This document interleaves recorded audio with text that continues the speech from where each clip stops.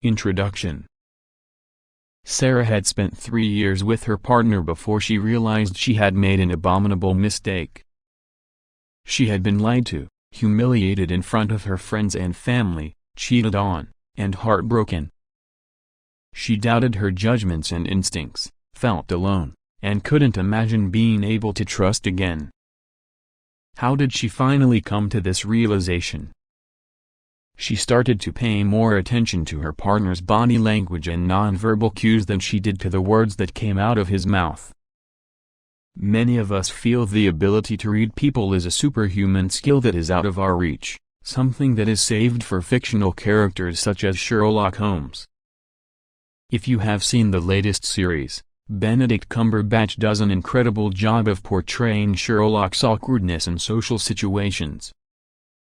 But, whether it's portrayed by Cumberbatch or in the original writings of Sir Arthur Conan Doyle, Sherlock Holmes has a level of people-reading skills that most of us desire. Imagine being able to walk into a room and know someone overslept because of a toothpaste stain on their shirt. Or before a person even speaks, you know they are about to tell you a lie. For Sarah, and thousands of other people, this skill would save a lot of pain. The most important thing in communication is to hear what isn't being said. A Peter F. Drucker. From a very young age, we are told to listen. Listen to your teacher, listen to what your parents tell you, respect your elders and listen. We aren't taught how to actively listen, but what is worse is that with all this emphasis on listening, we neglect the super skill that Sherlock Holmes had, the ability to observe.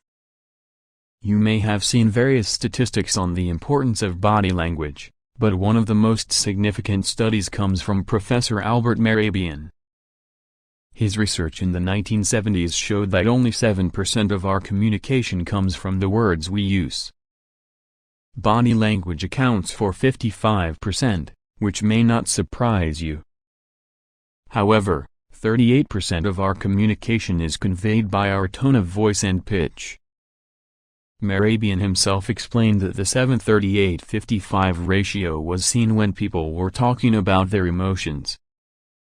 Nevertheless, if you want your communication to be meaningful and honest, it requires emotions. In Sarah's case, she had based her entire relationship on 7% of communication. She had missed out on a massive part of human interaction. This doesn't just have an impact on how you read others and your interpretation of social interactions. Not being aware of your own nonverbal cues affects your ability to effectively communicate every message you want to get across. There is no exaggeration here. Every message. It's human nature to want to feel like you belong. When you struggle to communicate, one of the first things that happens is that you start to feel isolated from others. Sometimes, you avoid social situations. Other times, you may be physically present but so worried about the impression you make or how you are interpreted that you don't risk engaging with others. This isolation can lead to serious mental health conditions, especially anxiety. Because you have been relying on verbal communication, there can often be a lot of trust issues surrounding your interactions. It's incredibly hard to know where you stand with someone when their verbal and nonverbal messages are conflicting. The same can be said for others trusting you. Trust is fundamental for all our relationships. Another human condition is the desire to please others, whether that's your parents, your children, your friends, or co-workers. How can you fulfill their needs when you can't get an accurate reading of them? It's frustrating when someone tells you they are okay but then acts completely differently. You may have already tried to improve your ability to read others, but after millions of results from an online search, you are left feeling more confused than ever. Information overload quickly leads to analysis paralysis. Rather than action, you sink farther into isolation. The cycle is vicious. The more you start to doubt your own abilities, the more the insecurities start to take over. It gets harder to trust yourself and others, and instead of risking the fear of rejection, it's simply safer to disconnect. The end result is that your romantic relationships are tense, you struggle to advance in your career, and you find yourself saying no to more and more events. Your friends start to distance themselves, and you even doubt your parenting skills because you don't know whether you are coming or going. You may tell yourself this is fine and you are perfectly happy with Netflix and your sofa, but eventually, this will take its toll. Social isolation can cause depression, poor sleep, decreased heart health, and lower immunity. It can be twice as harmful as obesity, both physically and mentally. This is no way for anyone to live. Regardless of our background and experiences, we all deserve to live the life we want, a happy one filled with our passions. And regardless of your previous attempts, you do have the ability to learn how to read absolutely anyone. We are going to begin with the basics of reading people, and what social cues are in relation to both verbal and nonverbal communication. We will discover how to understand what other people are feeling based on signals from various parts of their bodies, as well as how to detect emotions when face-to-face communication isn't possible. By the end of this book, you will be able to effectively read adults, children, teenagers, and even those with personality disorders who are experts at hiding their emotions. It has taken me over a decade to master the skill of speed reading others. Like you, I had severe issues misinterpreting people, creating barriers, and living in continuous conflict. My own journey led me to become a life coach, and my drive to help others only grew from there. My personal and professional experiences as a personal growth, stress management, and social interaction specialist motivated me to publish books on topics that drive me. After my book How to Stop Overthinking became a #1 bestseller on Amazon in both the UK and the US, I knew I could keep reaching more people and helping them turn their lives around. And this is where we are today. No change is easy, but we can make it easier with simple to-follow strategies that you can start implementing right away. Knowledge is power, and your knowledge begins with what it really means to be able to read someone. Chapter 1. The art of reading other people. The study of gestures is far from new. The ancient Greeks and Romans studied gestures intensely in drama schools. Even throughout the Middle Ages, written documents were often made official through gestures because the majority of people couldn't read or write. For the illiterate, a verbal agreement and a handshake would have been used over a written contract. Anthropologist Ray Birdwhistell coined the term kinesics in 1952. His definition of the study and interpretation of body movements included facial expression, gestures, posture, and gait, as well as visible arm and body movements. Today, kinesics is the technical term for body language and encompasses facial expression, gestures, eye contact, head position, body shape and posture, and even appearance. Birdwhistell didn't like the term body language because he didn't view our movements as something that could be defined as a language but more of a grammar that we could analyze. Kinesics is probably one of the most well-known forms of nonverbal communication. It's how we convey a message without verbal or written words. Kinesics can also help to clarify a verbal message, although, without the skill of reading people, it can also confuse a message. Let's begin with a definition of reading people. What does reading people actually mean? Most of us can remember our parents at one point threatening us with the idiom "I can read you like a book" in the hope of catching us in a lie. The dictionary definition shows how it goes beyond looking for signs of the truth. To read someone like a book means you are able to easily understand the true thoughts and feelings of someone by looking at how that person acts or behaves. Merriam-Webster, 2022. When you look at a person, whether close up or from a distance, and form opinions about them based on the way they look or move, you are reading them. we create all these opinions before a person actually speaks. When communication begins and you continue to read a person, your opinions may change. You may discover that your initial thoughts were wrong, or you can confirm your original belief. Much like Sherlock Holmes, FBI profilers and other law enforcement specialists pay extreme detail to people. Their people-reading skills include observational, psychological, and analytical techniques. There are many leaders in the world who also use similar techniques in order to motivate and inspire. These experts are obviously good at reading the minute changes in a person, but their skills extend farther than this. They will take into consideration a person's appearance and how they dress. Something as simple as a tattoo or necklace can indicate culture or beliefs. In the following chapter, we will look at the skill sets that make experts so good at reading people. For now, it's important to remember that reading people is a skill that anyone can learn, but it is also an ongoing process that needs to be practiced as often as possible. Why people reading skills are essential.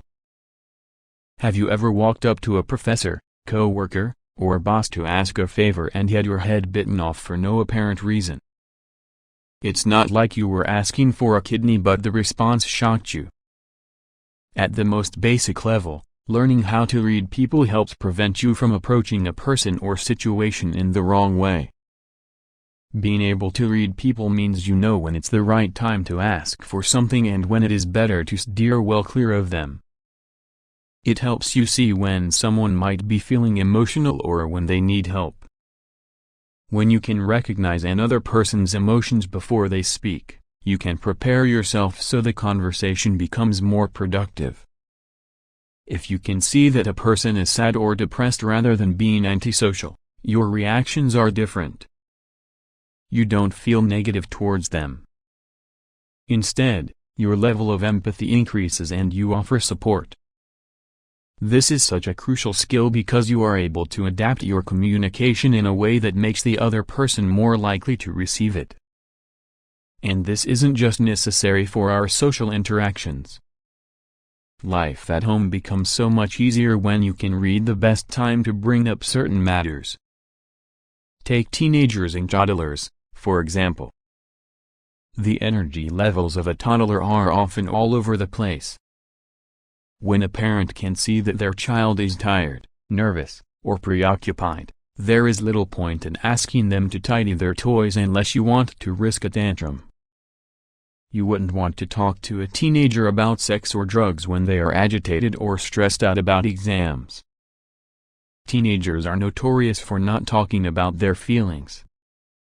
Toddlers aren't yet aware of their emotions and how to express them. Parents need this super skill to better communicate with their children and ease the tension. New relationships can be like walking through a minefield. Red flags can pop up at any time, warning us of danger. If you notice your partner tends to speak in a loud tone, exaggerate their hand gestures, or get impatient while you are talking, you could be dealing with a narcissist. Something that you might not discover soon enough if you rely on verbal communication alone. Understanding what all these nonverbal messages are telling you is a form of self-protection from potential pain and danger.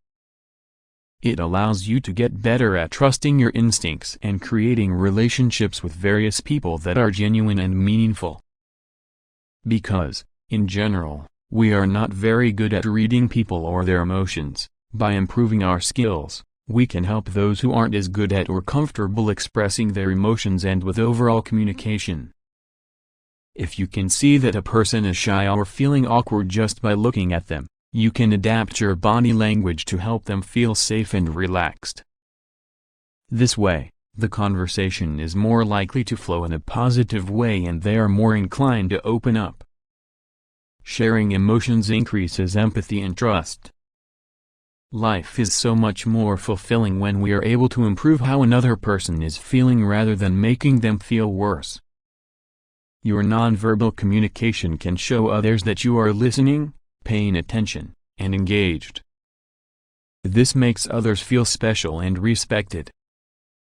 Why do people struggle to honestly express their feelings? Another reason why we need to get better at reading people is because some aren't good at expressing their emotions. Society frowns upon expressing certain emotions, especially those that break the norms. Even today, in some cultures, it's still accepted for men to show anger and aggression but not sadness or fear. A woman who asserts herself is rarely seen in the same way as her male counterpart. Depending on the society or culture a person lives in, expressing emotions could be seen as a sign of weakness or vulnerability. When we fear vulnerability, really we are scared of being rejected or abandoned, and we naturally don't want to get hurt. It feels like it's easier to put this emotional barrier up around us. The other problem is that many people just aren't aware of their emotions. Between not knowing how to feel and feeling as if they cannot express certain emotions, it can be hard to talk about how they truly feel and even to trust their own feelings. Still, if we want to communicate effectively and strengthen our relationships, we can't ignore the role emotions play.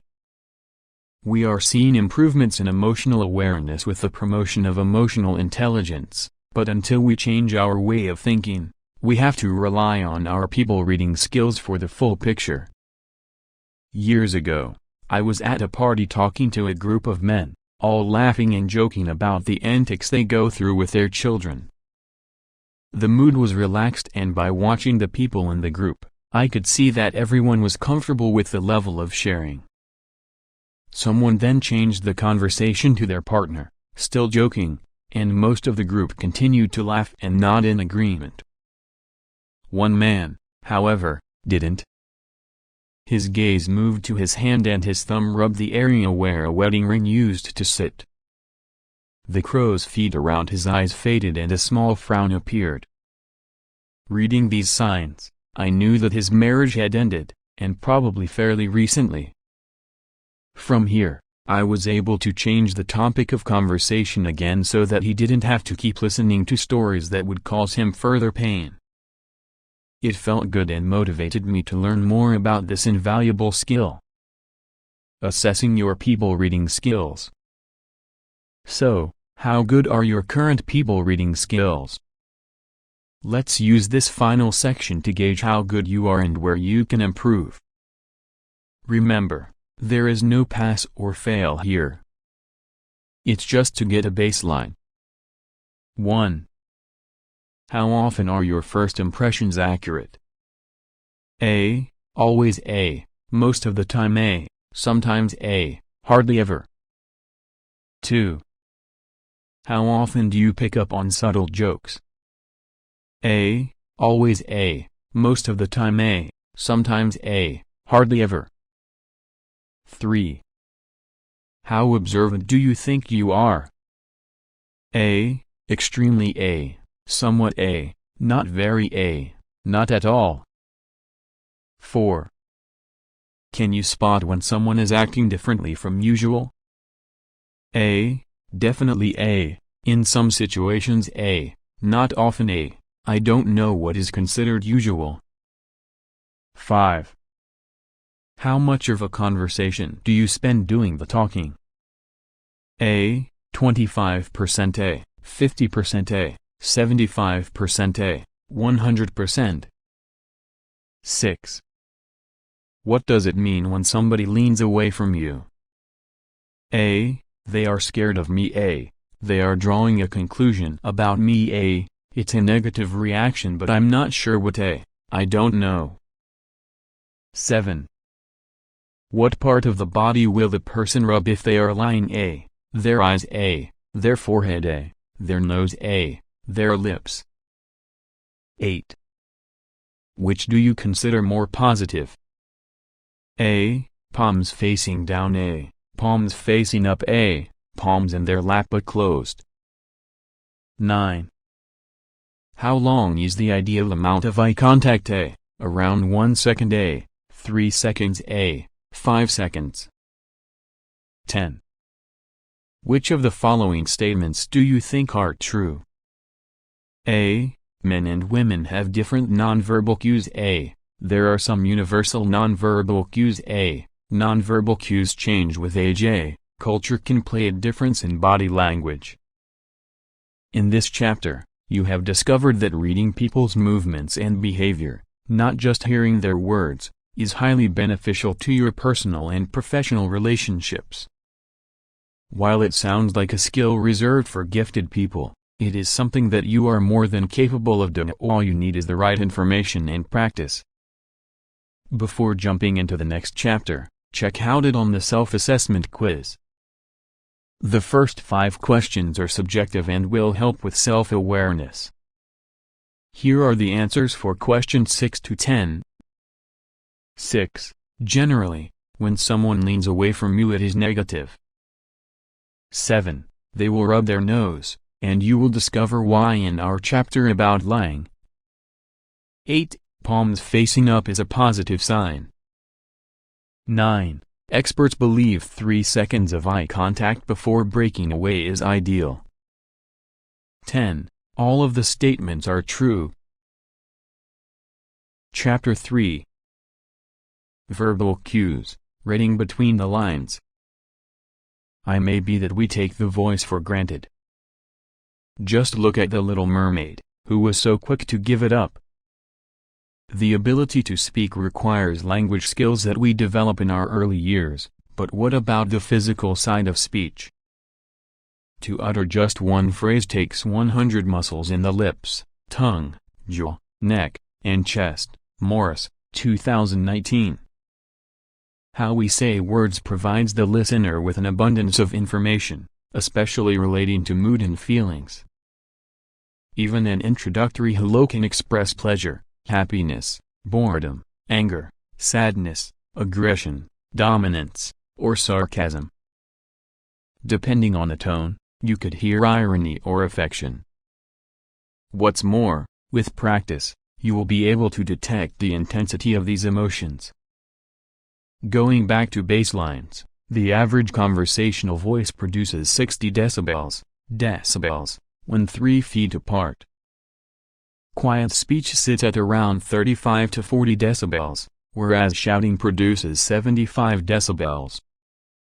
To put that in context, loud radio music is about 80 decibels. If you have no idea what these numbers are, and this is understandable, there are apps to which you can play a sound and it will tell you the decibels. You would think that verbal cues are easy to understand, but this isn't always the case. What are verbal cues? In conversations, verbal cues are words that indicate the person expects a response or reaction. This spoken language can be one-on-one or in a group setting. For example, people know when to laugh at a joke because the punchline has been delivered. The joke teller delivers the punchline and expects a response, hopefully, a laugh. In the classroom, we see numerous examples of verbal cues. When educators start a sentence with "Does anybody know a broken bar?" or "Can anyone tell me broken bar?" it's because they are expecting, or at least hoping for, an answer. There are different types of verbal cues. First off, we have content cues that provide the listener with a lot of meaning. Next, there are verbal styles.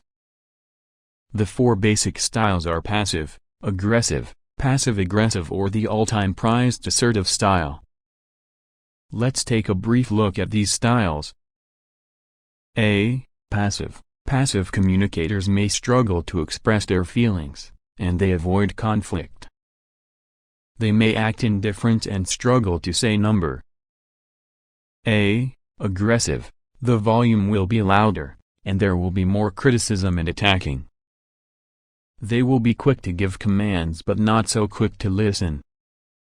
A. Passive-aggressive. Passive-aggressive style leads to a sense of powerlessness and a buildup of resentment. People mutter to themselves or use body language to communicate. They could appear to be cooperating but actually doing the opposite.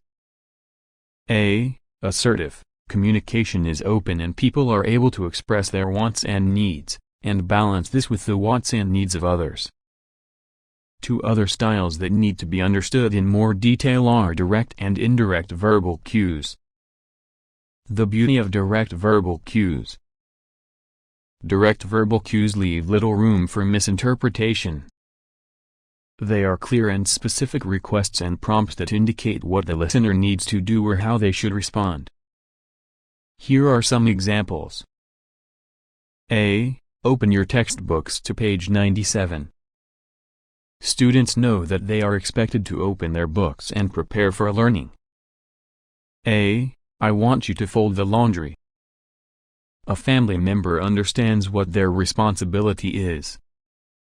A. You need to pay the phone bill before 5 p.m. today. This clearly states which bill has to be paid and by when. A. Always check your messages as soon as you get to your desk. An employee is aware of what is expected of them. A. When you arrive at the gate, have your passport and boarding pass ready. Holidaymakers know the process and what to do to board their plane. These direct statements are easy to understand, assuming the listener is actively listening. But that's not to say that they can't be influenced by the tone and pitch of voice and the volume. Even emphasis on certain words implies importance. Think about the phrase "you need to pay the phone bill before 5 p.m. today." How would you interpret the sentence when the word "you" is stressed? Then, the difference when phone bill or 5 p.m. are emphasized.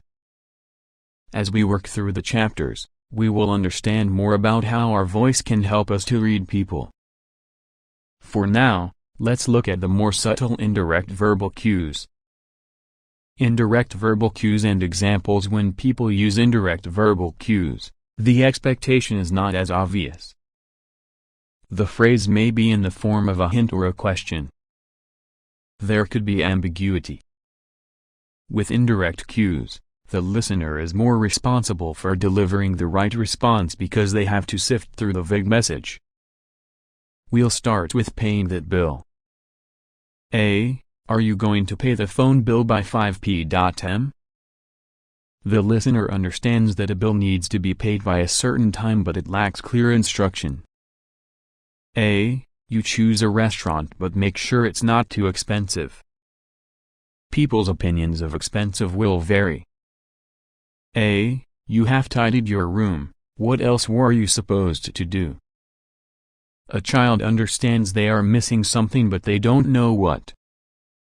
A. Be sure to organize the invoices in a logical way. Is logical by date, by customer information, or by payment size? A. You need to improve your communication skills. Considering the sheer scope of communication skills, the listener would have no idea where to begin. Direct verbal cues are always more appreciated. Without the need to decipher indirect cues, we are able to pay more attention to reading people. Naturally, you can't control how other people use verbal cues, but you can ensure that your messages are as clear as possible and without room for misinterpretation. In the next section, we will look at how to use certain words to give your listener a more accurate understanding of the message. Emphasis versus organizational versus mannerism cues. In the first place, we can use verbal cues to emphasize something important is about to be said or that the listener needs to pay more attention to something coming up. These cues at the beginning of a phrase draw the listener's focus to the message. A. You need to know. A. You should note. A. It's crucial to understand. A. You have to remember. A. You should underline. A. It's necessary to think about. A. This is key. A. Listen carefully. A. I will emphasize. A. Let me repeat, explain. A. I'm going to make this clear. Structuring a message and giving organizational cues enables the listener to better follow an order or sequence. It's also a gentle reminder that there is more of the message to come. Organizational cues are particularly useful when the reader needs to link ideas or information within a message. These can include: A. Today's topic is A. We are going to discuss A. As an introduction. A. In the first place a, second, third, etc.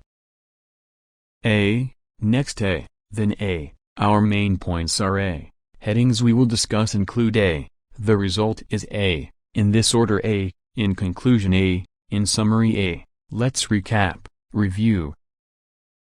As well as actual words, there are ways we can use words that highlight importance, a need for extra attention, or just to clarify a message.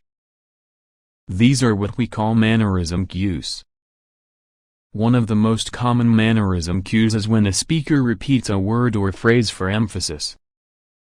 Some people will spell words out but in the wrong context. This could be seen as condescending. A teacher may spell out the word listen to younger students, but a chairman doing the same to a board of directors could cause a different reaction. As we saw with direct cues, the stress on a word can change the way a message is received, even if it is just slightly. To stress a word or part of a sentence, the speaker may slow down on certain words or speak these words louder. The same can be said when we change our tone of voice. Imagine your most hated task, whether that's doing the dishes or deep cleaning the office. How do you feel when the message to clean is monotone? By uttering the message to clean in a higher, upbeat tone, the speaker is able to create enthusiasm for the listener. Other mannerism cues may be more subtle. Instead of just giving someone a list or reading a list, the speaker can pause at the end of each point, indicating there is time to take notes. People may ask questions that are not intended to be answered, rhetorical questions. If someone asks you, "What time do you call this?" they don't want you to say, "It's lunchtime." The message is that you're late. Other examples of verbal cues. In order to provide more insight into what people are really trying to say, certain words can really change how a message is perceived. Take for example the word another in these two sentences. A. I bought a new house. A. I bought another house. In the first sentence, there is excitement as a person has just achieved a huge goal.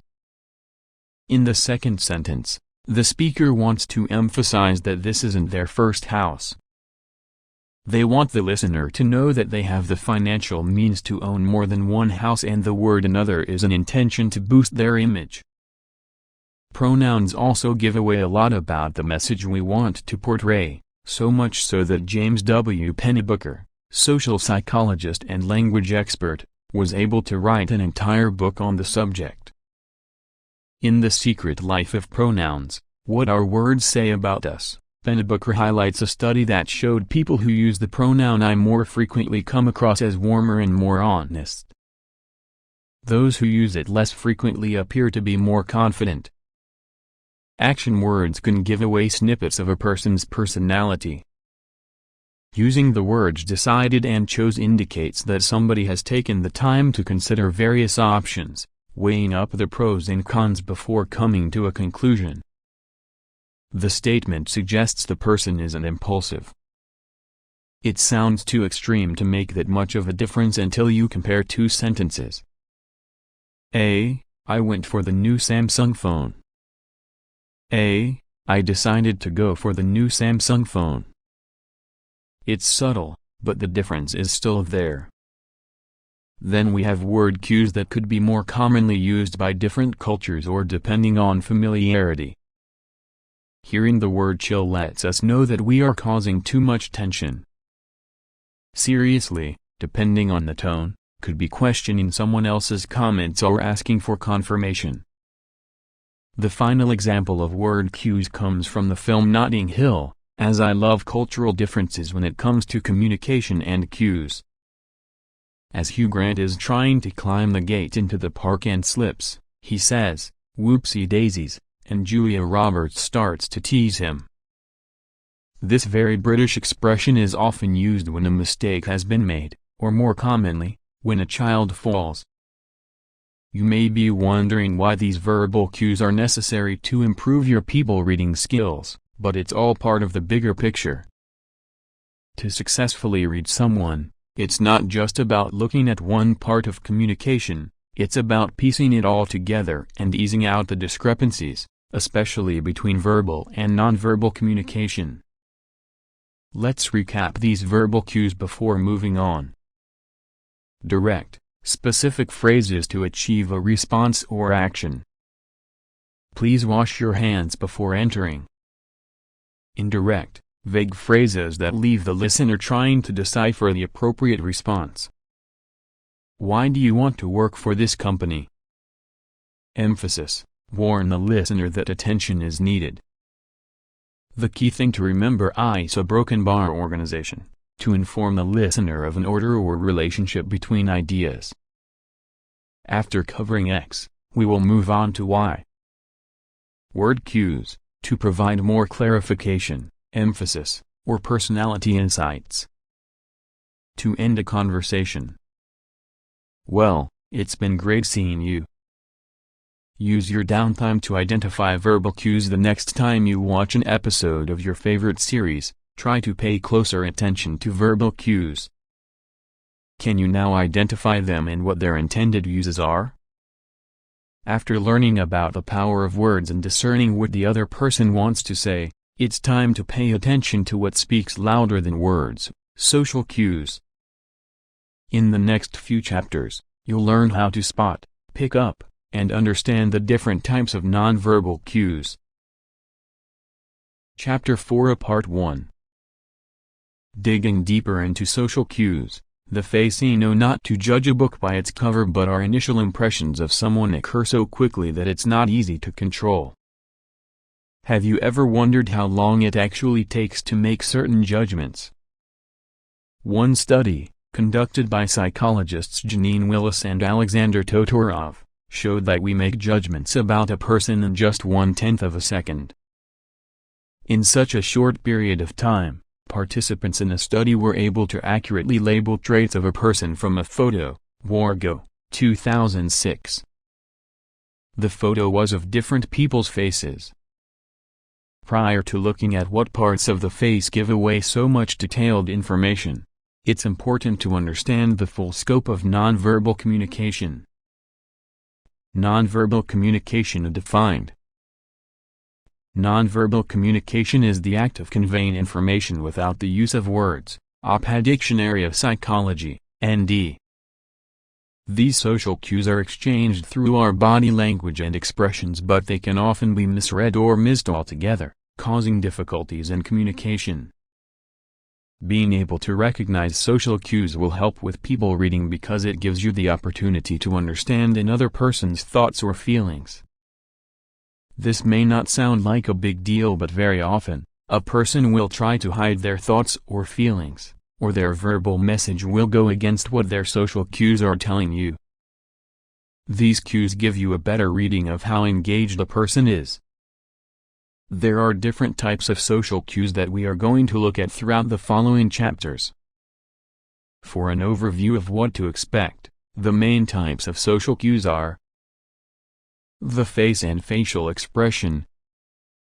It's often the first thing we see and tells us right away how another person is feeling, from fear to happiness. Some of the facial expressions vary from culture to culture, but 4 of the primary emotions are universal. These include happiness, sadness, anger, and fear. A slight change in our facial expression shows the listener a change of mood. Aside from this, we also have micro-expressions, tiny details in the face that we can't control, so learning to read micro-expressions enables you to better read the true emotions of a person. Even before we hear any words, we have already detected information just by looking at someone's face. Body language. A lot of attention is placed on the face, but this can cause us to overlook the rest of the body.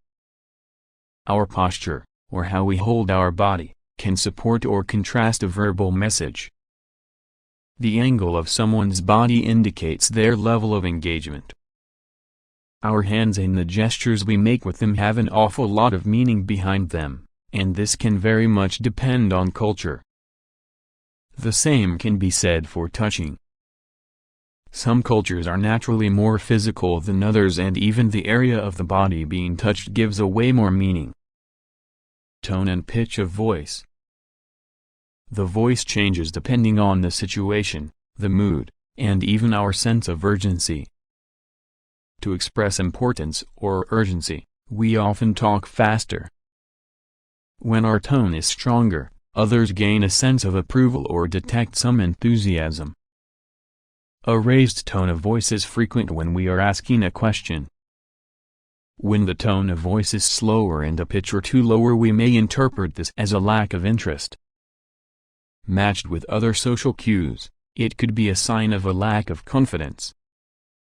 When people are unable to detect a sarcastic tone, they could take a sentence too literally, misunderstanding the overall meaning. Proxemics. This is also referred to as personal space or our physical boundaries. To some extent, this will depend on the individual, and more so culture. Some cultures are naturally closer. It's more acceptable to hug and kiss someone upon meeting.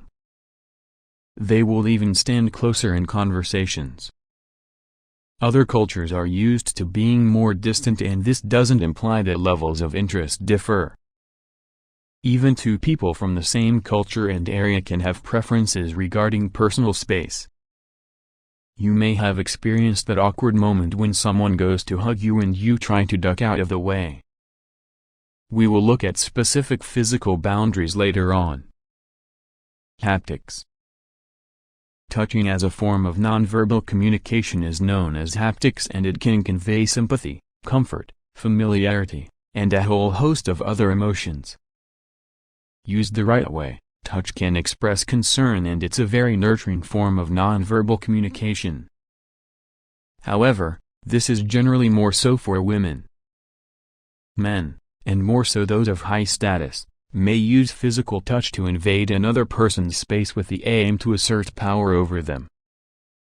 Much like touching various parts of our own faces and bodies, the use of touch and its location requires more detail, coming later. Appearance, clothing, and artifacts. Finally, our nonverbal communication is also helped by the clothes we wear and how we present ourselves. On the one hand, our clothes can indicate the level of respect and interest a person has in a social event.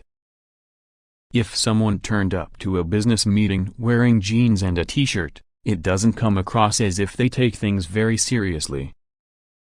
Our clothes, makeup, accessories, and hairstyle can help us with our confidence. On the other hand, research on color psychology has shown how different colors can impact not only our moods but the moods of those around us. For now, the goal is to get a basic understanding of nonverbal communication, and each part of this chapter will clarify the social cues in action. As the face is one of the things we tend to notice first, this is where we will begin.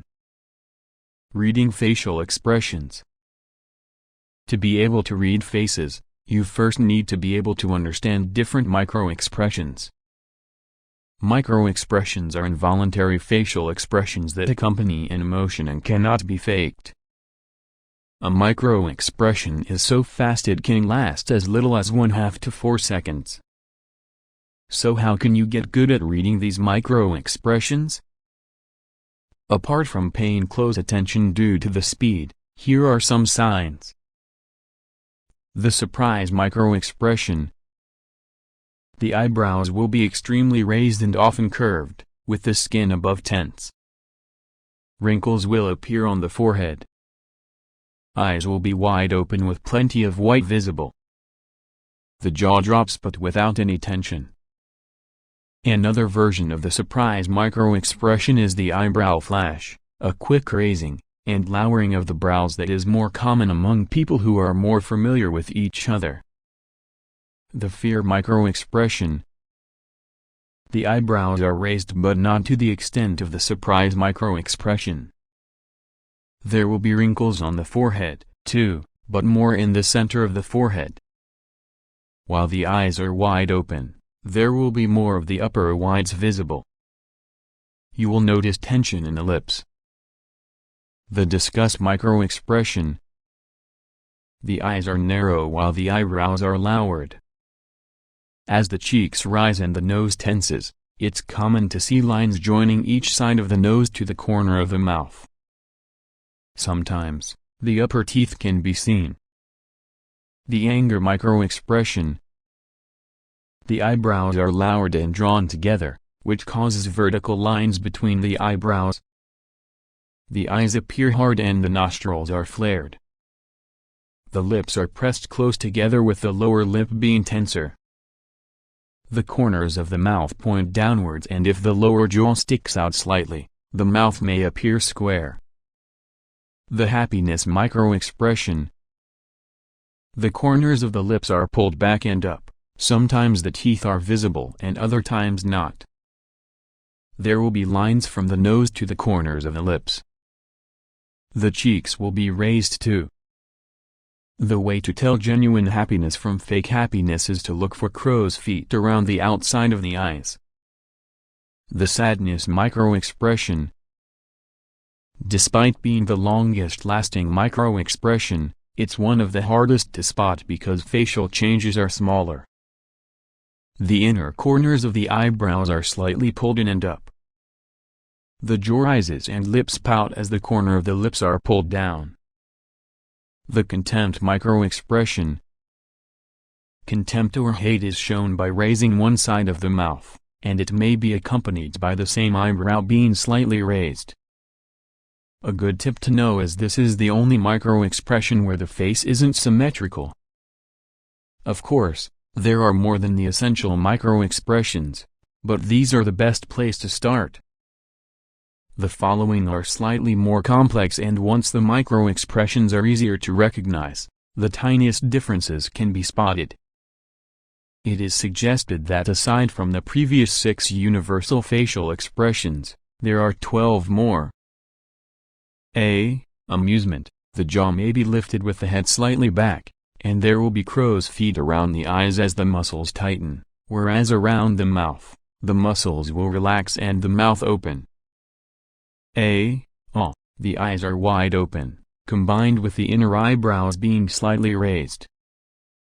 The mouth is relaxed and open. A. Concentration. It will depend on the situation, but typical signs include a fixed gaze or a gaze slightly upwards or to one side. There may be less blinking, and some people may touch their head, chew their lip, or have their tongue sticking out a fraction.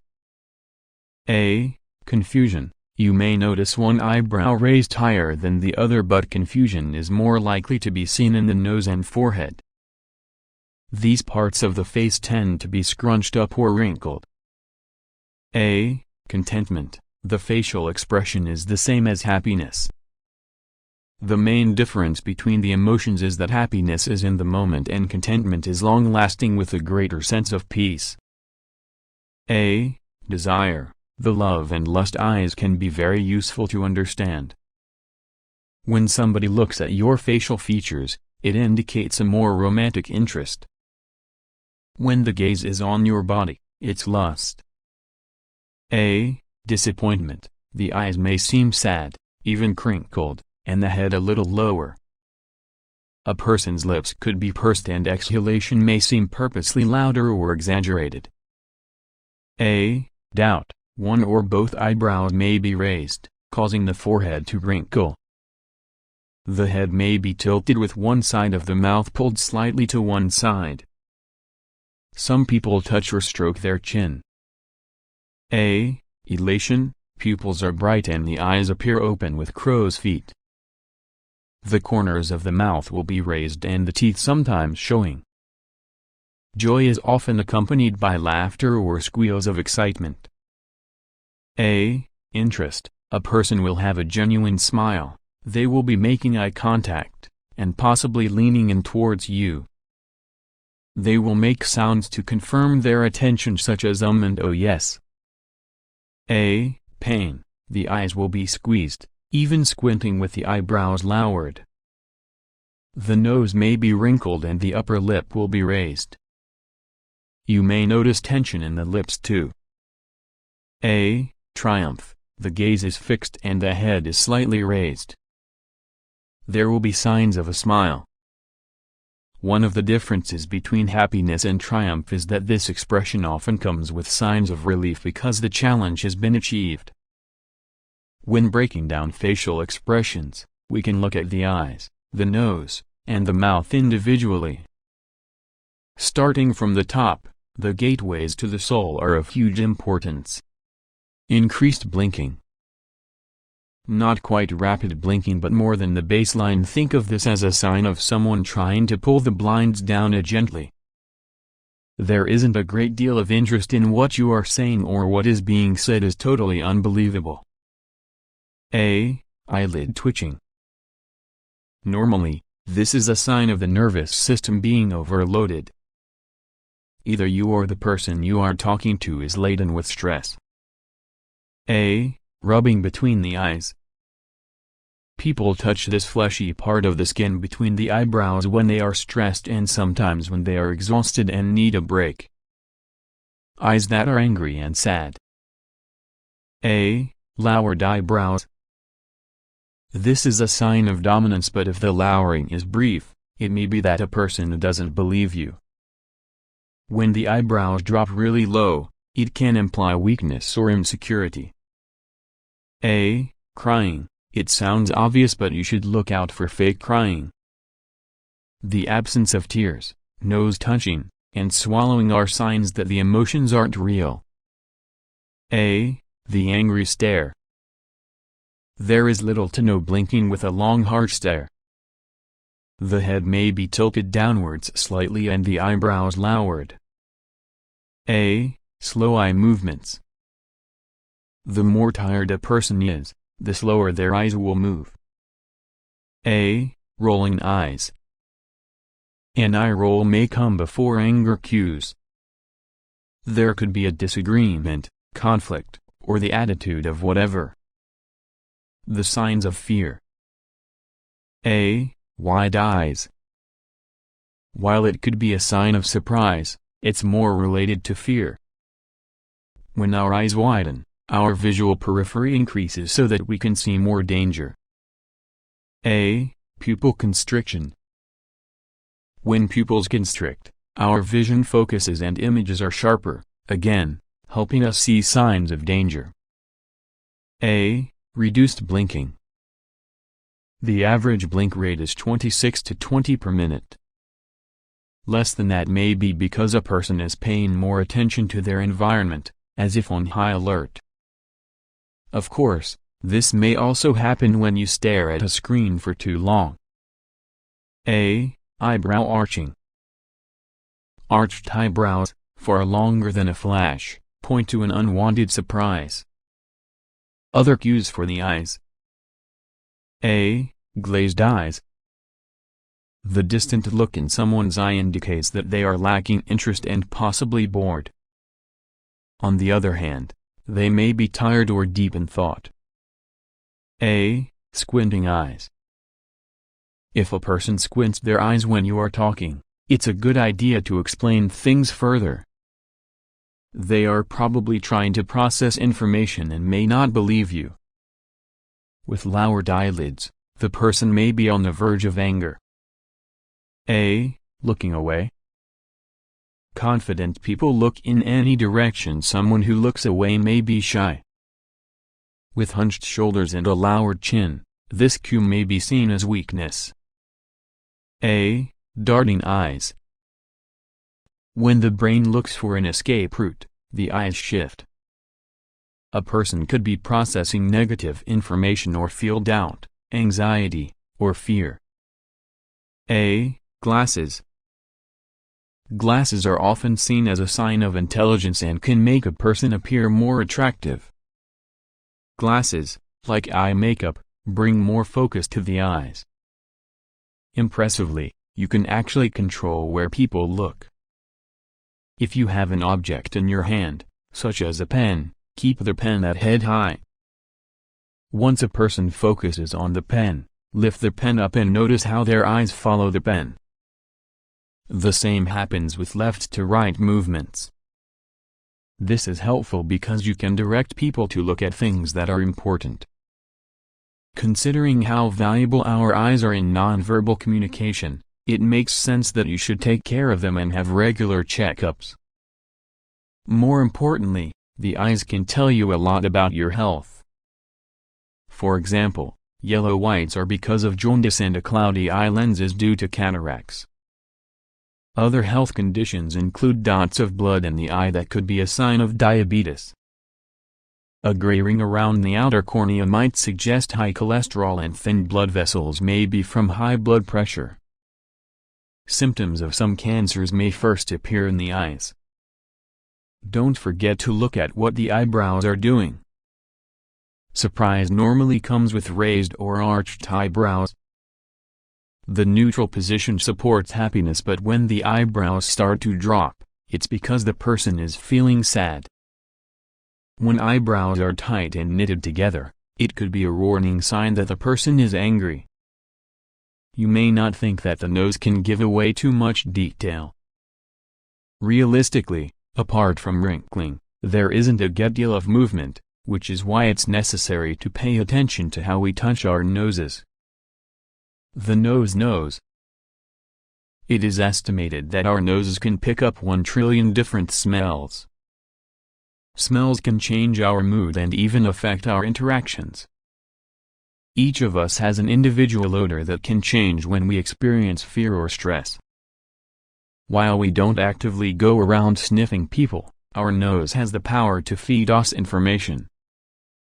A. Touching the nose.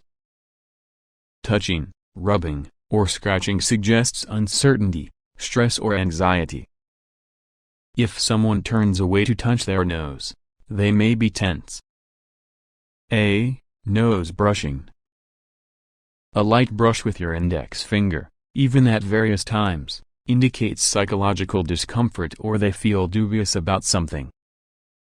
A. Covering the nose. When both hands cover the nose, it's due to surprise, shock, fear, or in response to a tragedy. A. Pinching the bridge. Pinching the bridge of the nose can mean someone is in deep thought, they are feeling negative, or something is frustrating them. A. The nose pyramid. Here, an index finger is placed on each side of the nose, another sign of stress and commonly seen when people are working at their desks. A. Nose wrinkling. Typically, the nose wrinkles when we smell something unpleasant. However, if the nose wrinkles and the mouth opens to show their teeth, this person may be feeling both disgust and anger. A. Deep nose inhale. This is the body's way of preparing us to deliver bad news.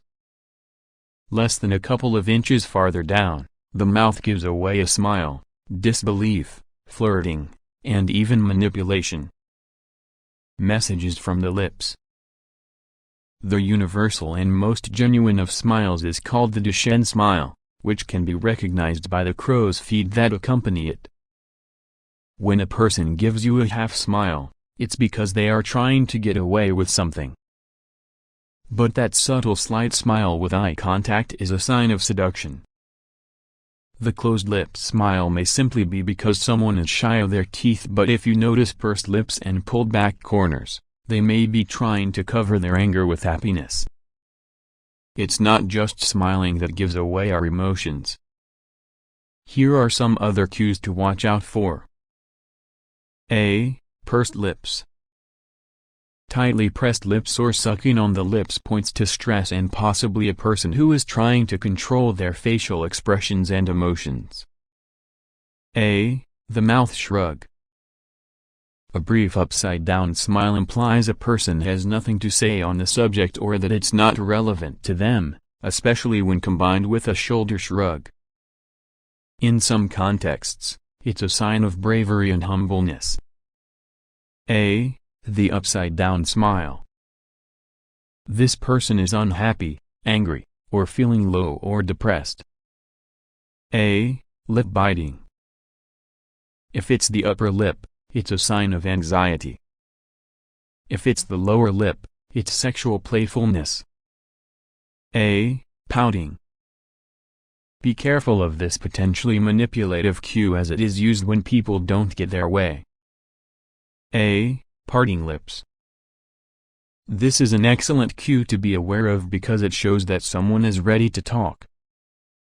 A. Tongue sticking out.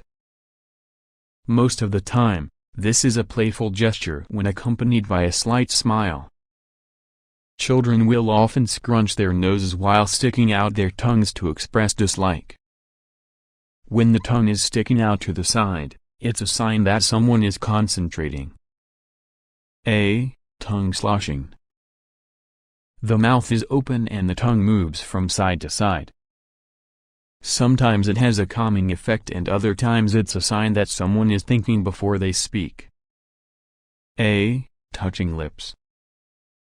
Fingertips on lips are a sign of seduction, whereas if the finger is on the philtrum, the skin above the lip, it points to an anxious, shy or unconfident person. A. Putting objects in the mouth. These objects provide us with comfort and security, so it's often when people are nervous or stressed. A. Grinding teeth. Some grind and others may clench their teeth, but this is typically a sign of nerves or stress.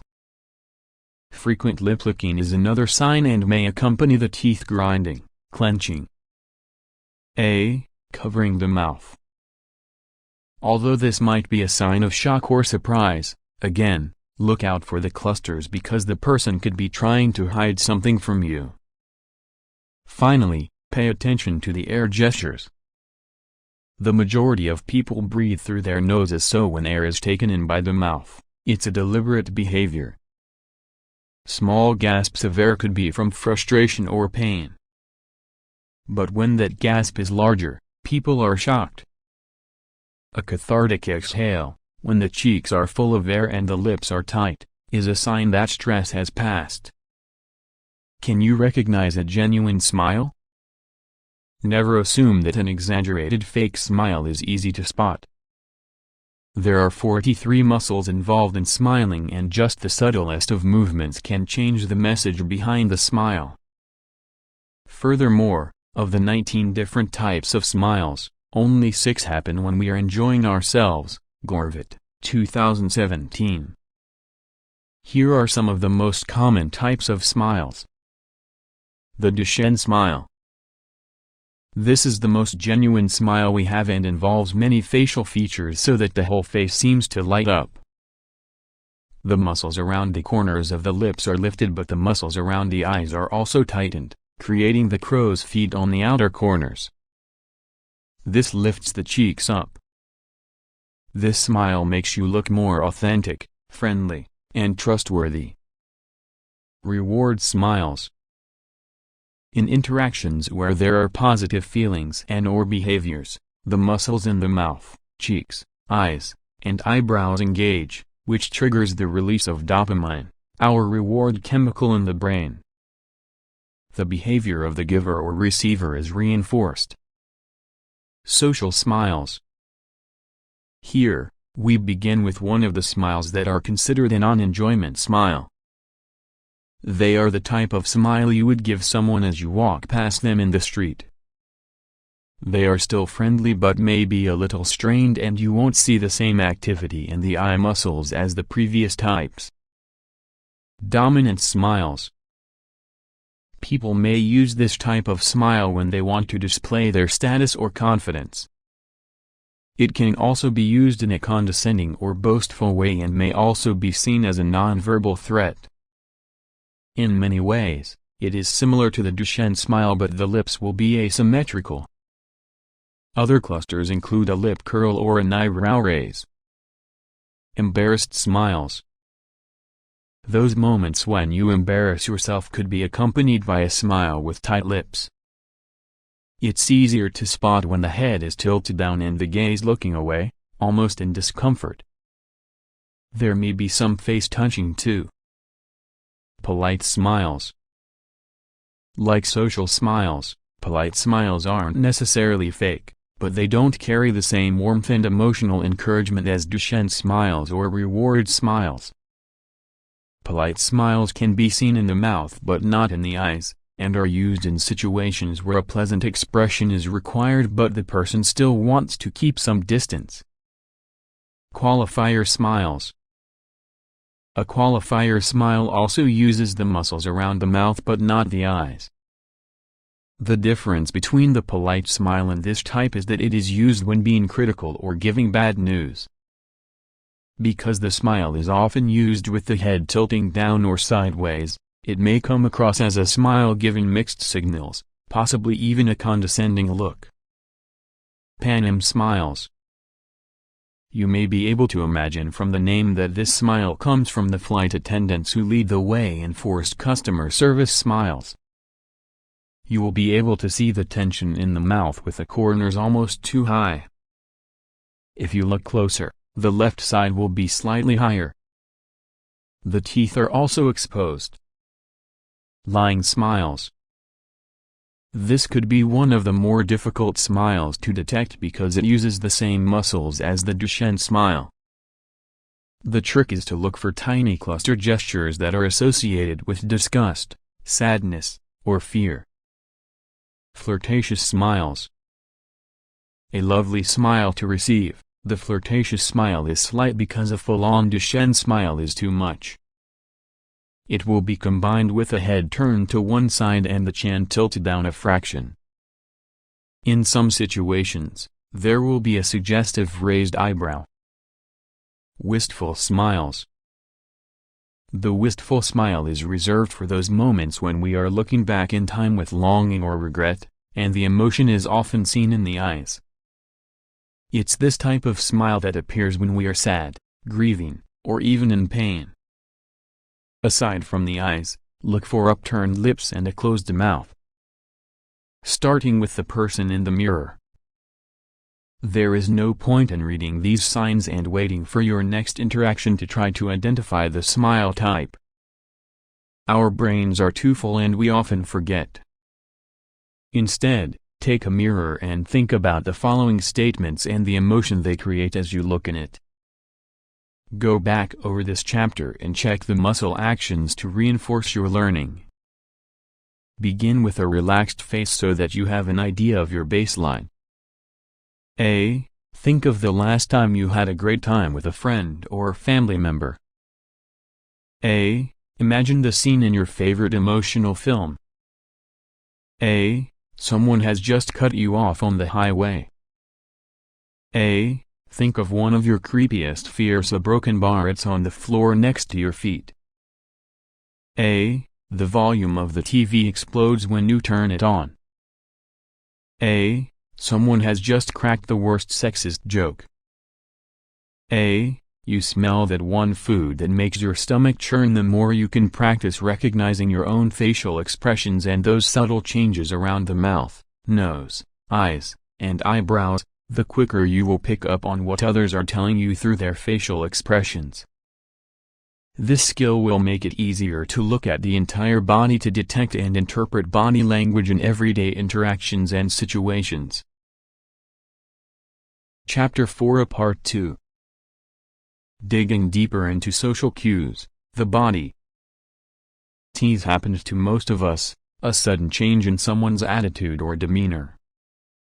Perhaps you spoke to your partner 30 minutes before and everything was fine, but when they walk through the door, bags are being thrown to the ground but they are fine.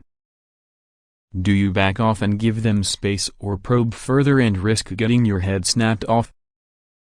Our body language can work against us if we aren't fully aware of the social cues it's sending out. A colleague in the office may think they are well liked but others say they are intimidating and too intense. This would come as a surprise to the person because they thought their extra firm handshake was their way of showing enthusiasm. Because this colleague was unable to read others, they wouldn't have noticed the signs of discomfort when their arms waved about a little too much. And have you ever been to a party or social gathering where you really did want to just get in there and mingle, to be the one who can talk to anyone, but your social awkwardness makes you seem distant, even antisocial? Even though you have mastered the social cues of the face, You now need to discover how to make sure your body is sending out the same message as your facial expressions. What's more, picking up on others' body movements can help you determine how to navigate situations for the best outcomes. Gestures with your hands.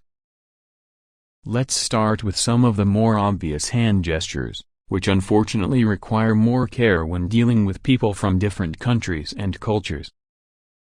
The V sign began as a sign of victory during World War II and is now widely considered a sign of peace.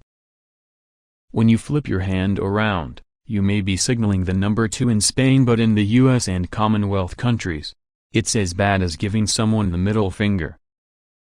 It is similar with the OK gesture. When we touch our thumb and index finger together in a circle, it is often a sign that everything is all right.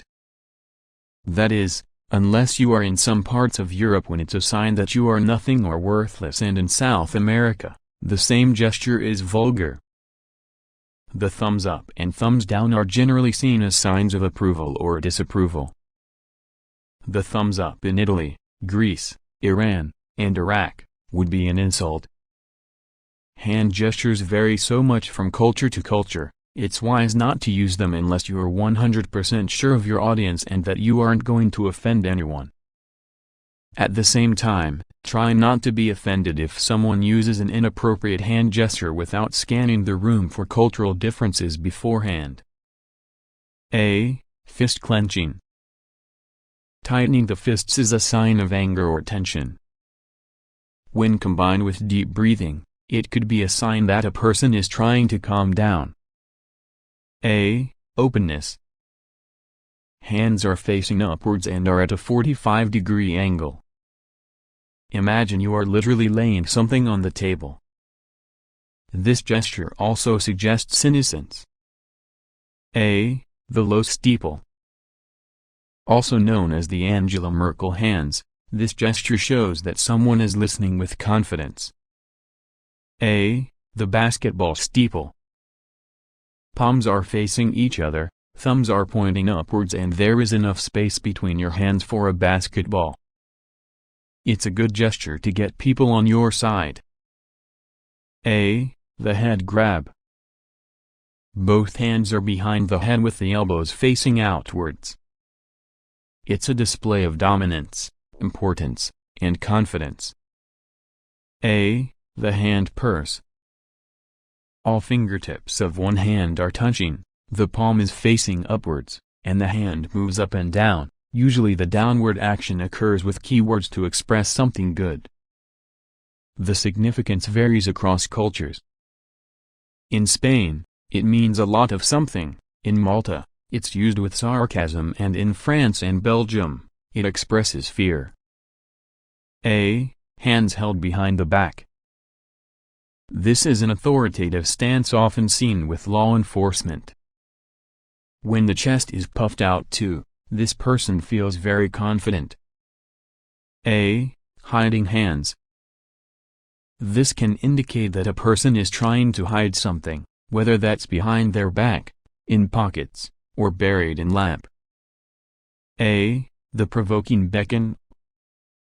We know how to use our hands to encourage someone in our direction, but if the arm is stretched out, the hand is firm when opening and closing, and there is a direct stare, this person could be provoking you. A. Hand on the arm. Touching, holding, or massaging the arm indicates doubt, insecurity, stress, and/or anxiety. In some cases, people will touch their necks instead. A. Rubbing the chest. This gesture could be a sign that someone is worried or lacking confidence. A. Flat hand. A flat hand with the palm facing down is a strong signal that someone should listen. Be careful who you use this with, as it may come across as if you are giving them orders. A. Hands on a table. Relaxed hands imply the person is comfortable, but if you see the fingers pushing down on the table, it's a sign of lying. Just by opening your fingers, you can appear more authentic. A. Sitting on hands. It's a sign of shyness and a closed-off gesture. Try to keep your hands open and definitely not in your pockets. Handshakes are an interesting topic as there are two extremes and variations in between. On the one hand, there is the handshake known as the dead fish. There is no grip, no energy, and hardly even a shake, often associated with low self-esteem. When someone shakes your fingers rather than your whole hand, they may want to maintain distance. A brief handshake that seems to be brushed off a little too quickly implies you are imposing on the other person, perhaps in space or time. On the other hand, there are handshakes that are simply too much. A person who wants to display their dominance may try to pull you in a direction with their handshake. Similarly, if the handshake feels like someone is just trying to crush your bones, the person is trying to intimidate you. Most handshakes are vertical. When a person flips the hand so that theirs is horizontal to yours, it's because they feel superior. To perfect your handshake, begin by ensuring you don't have dirty or sweaty palms. Take the whole hand in your grip without the fingers creeping over the wrist. A good rule of thumb is to keep your handshake 2 to 3 seconds long and no longer than the introduction. Combine your handshake with other positive social cues like a warm smile and eye contact. Since the pandemic, not everyone has returned to the practice of shaking hands. You should neither feel obliged to shake hands nor offended if someone isn't comfortable shaking yours. You may still find people using other parts of their bodies for greetings, such as elbows. This leads to how we communicate with our arms and legs. The language of the limbs. I remember years ago going to a conference where the speaker was very active with their arms, to the point where I couldn't help being distracted by the octopus-like movements. The arms, shoulders, and especially the legs are often neglected when it comes to reading body language, but they can give away a lot of information about how a person is feeling and what they are trying to tell you, from playful interest to stress relief. Let's look at these parts of the body separately. Your arms. A. Crossed arms. Contrary to popular belief, crossed arms aren't always negative. This could be a sign of comfort or concentration. People who are criticizing tend to cross their arms and it could point to defensiveness, anger, and anxiety. When crossing your arms, try not to keep the upper arms tied to the body. A. The disguised arm cross. This may include an action like fiddling with a watch on the other arm or holding an object with your arms crossed. It could indicate that someone is nervous. A. One arm cross. It's like a half hug offering you some security in times when you feel nervous. It may also show that someone is feeling defensive, especially when combined with one-handed arm gestures. A. Dead arms. The arms are stuck to your side either because you aren't confident about what to do with them or you are nervous or anxious. A. Arms wide open. Because of the space the arms take up, this is a dominating gesture. The more heated a discussion, the wider the arms will go. A. Victory arms. Again, the arms are wide open but the head is normally tilted up and the facial expression suggests success. The pose is highly confident. A. Swinging arms. When you swing your arms it can be confidence or you are feeling youthful and excited. A. Cartoon happiness. Arms are against the body but the palms are flat and pointing down. People do this when they are extremely happy but they are trying to conceal this. A. The armpits. Exposed armpits are a sign of confidence but if you cross your arms and place your hands tightly under your armpits, the conversation could be stressing you out or embarrassing you. A. The micro-touch. Micro-touches, like a light touch on the arm or a brief stroke of a shoulder, are ways of gauging the other person's level of interest. Your shoulders. A. The single shoulder drop. The dropping and raising of one shoulder is a flirtatious, playful move more often used by women. A. Shoulders back. The nagging voice of your parents telling you to sit up straight wasn't just for your posture. Shoulders back and a straight head points to a strong and confident stance. A. Rolling shoulders. If you notice someone rolling their shoulders back, they may have just made a decision.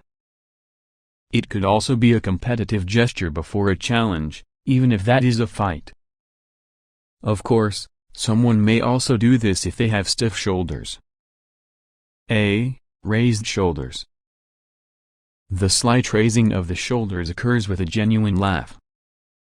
A. A quick shrug. It's a genuine sign that somebody doesn't know.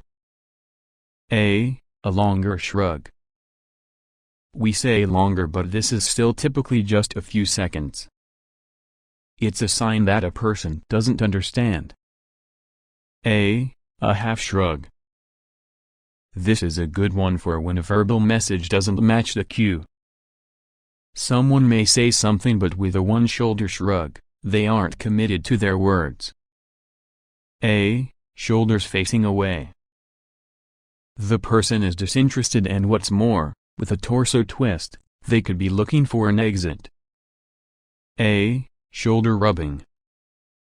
A form of self-massage that could help to relieve stress and tension. A. Hunched shoulders. We see this a lot today because of excessive mobile use. That being said, looking down at your phone may also indicate a feeling of vulnerability, trying to hide something, or depression. Your legs. A. Seated parallel legs. The legs can be crossed or uncrossed, but the knees drop to one side, revealing the calf muscle. It's more common in women and gives off a strong sex appeal. A. Leg swinging. It's often associated with playful children, but when adults swing their legs, it's a strong sign of happiness. A. Manspreading. A territorial cue from men that shows confidence and dominance. This is a typical pose for informal occasions but should be kept away from the workplace. A. Seated perch. When a person leans forward and places one hand on their leg, they are ready to stand up and leave or take action. You can use it to show someone that the conversation is over without coming across as rude. A. Leg tucking. One leg tucked under the thigh implies comfort, for those who are flexible. If the knees point in your direction, it's a sign the person is interested in what you are saying. A. Crossed legs. Like crossed arms, there are different meanings from comfort and chemistry to threats, dislike, and a cue to leave. It's important to read other body cues to decipher the meaning of crossed legs. A. The figure 4. One ankle rests on the knee while the elevated knee drops outwards. It's one of the most dominating seated positions that can also suggest someone is feeling argumentative or competitive, especially when the person is holding their ankle. A. Battle stance. Feet are spread shoulder width apart, which takes up more space and therefore appears dominating. It can also mean that someone is literally about to take on a battle. For formal occasions, the legs will be closer together. A. Hands between the legs. Hiding the hands between the legs can point to insecurity, lowered confidence, or discomfort. If someone moves their hands between their legs when someone enters the room, it's a sure sign they feel dominated by them. Nevertheless, if the hands are in a stable position, the person is feeling confident. A. Shaking legs. Someone may be nervous, bored, or have excess energy. On the other hand, some people shake their legs to warm up or release tension. A. Wiping your hands on your legs. In case of nerves, people may wipe their hands on their legs to remove sweat from their hands or to self-soothe. A. Leg touching. Whether it's stretching, poking, rubbing, or fidgeting with clothes, it's normally a sign of discomfort. A. Ankle scratching. Of all the body parts, scratching the ankles gives the most pleasure, except for when you have a specific itch. Scratching your ankle can relieve stress. It's quite normal for information overload to kick in here and for you to become overly observant of these body parts. While it's good to pay attention, you don't want to focus too much on the limbs. Firstly, you may come across as a little strange if you are staring at someone's legs, and, secondly, you risk missing the clusters. Clusters are probably more important when it comes to the limbs because sometimes our gestures simply come down to comfort. If you are cold, it's natural to cross your arms, place them in your lap, or even sit on your hands. It doesn't necessarily imply you are hiding something or you are closed off. A shoulder shrug could be a way to release tension after too long at the desk. Nevertheless, you will be keen to practice your new skills. My advice would be to start with those you are closest to. This way, if you are caught observing their every move, it will be easier to explain your interest. As you are doing so, be sure to scan the entire body to pick up on some of the other body cues not mentioned so far. Other body cues to look for. In social situations, it's always useful to know how engaged a person is in the conversation. This information will enable you to quickly change a conversation if your audience is lacking interest. It will also give you the chance to pick up on cues coming from others that show you it's safe to dig a little deeper into the conversation because your audience is relaxed and comfortable.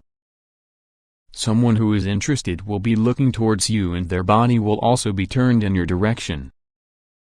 They may nod in agreement, tilt their head to one side, and even lean in closer. Of course, you should also look out for the Duchenne smile for authentic interest. On the contrary, if a person is facing away from you, they may be looking for a quick exit. Constantly checking their phone suggests a person is distracted. While they obviously aren't engaged in the conversation, look for signs of anxiety in case there is a genuine problem. Otherwise, they may just be bored. If you don't pick up on these cues, the other person may sigh deeply or yawn. All these social cues, from facial expressions to signs of boredom, can be supported by the overall physical form of a person and their posture. What posture reveals about a person? Posture can be tricky, mainly because due to a sedentary lifestyle, not everyone has good posture. Our posture is the way we stand, sit, and move based on our joints, and a good posture is one that puts the least amount of strain on the joints. In terms of reading people's posture, we are looking for signs of being open or closed.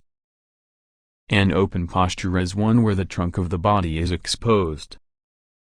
Imagine that all of your vital organs are in the trunk of your body, so having this open shows comfort, trust, and willingness. This open posture can also be seen when a person is sitting. They will be sitting more upright rather than being hunched over. A hunched position, sometimes with elbows on their legs, could be another sign of boredom or indifference. Hunching combined with crossed arms or legs indicates hostility or possibly anxiety. Finally, keep an eye on the position of the head.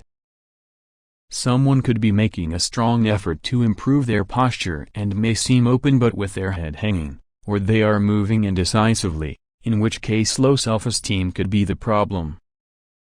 When the chin is parallel to the ground, we can see that a person is feeling confident, but again, once that chin goes too high, someone could be looking down on you. Let's finish this chapter with a real-world example of reading people and what we can decipher from this.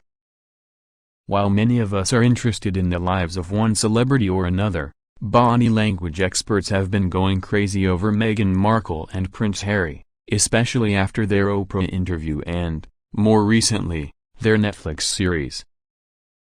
During the Oprah interview, Meghan appeared calm and very much composed. She made eye contact while answering questions, but a split second before answering, she would turn her glance away as she thought carefully about her answers. There was a moment when she flipped her hand over and opened her palm, suggesting she was being honest. However, when Oprah asked Meghan a question about her past, she rubbed her leg. What could this tell you? Harry doesn't always come across with such ease or confidence. We can see Harry fidgeting with his wedding ring. If you really pay attention to when he holds Meghan's hand, you can see occasions when his knuckles turned white, a sign of his tension.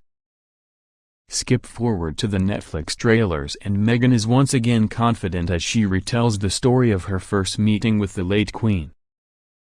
It seems innocent to joke about the fact that you have to curtsy when meeting your future grandmother-in-law, but for many, it felt like Meghan was mocking the tradition.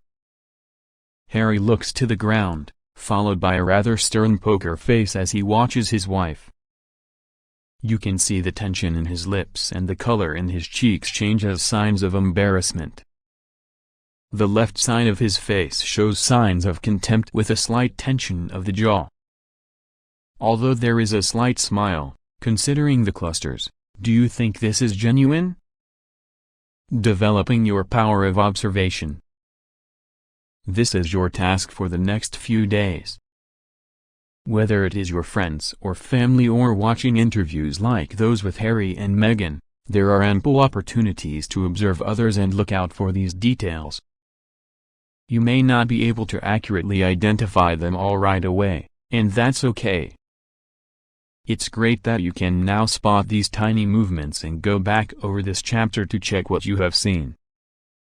In addition to the face and body, there are more indicators of what someone wants to convey, such as the tone of their voice, their proximity, and even the way they touch you. Chapter 4 Part 3. Digging deeper into social cues, other things to look out for.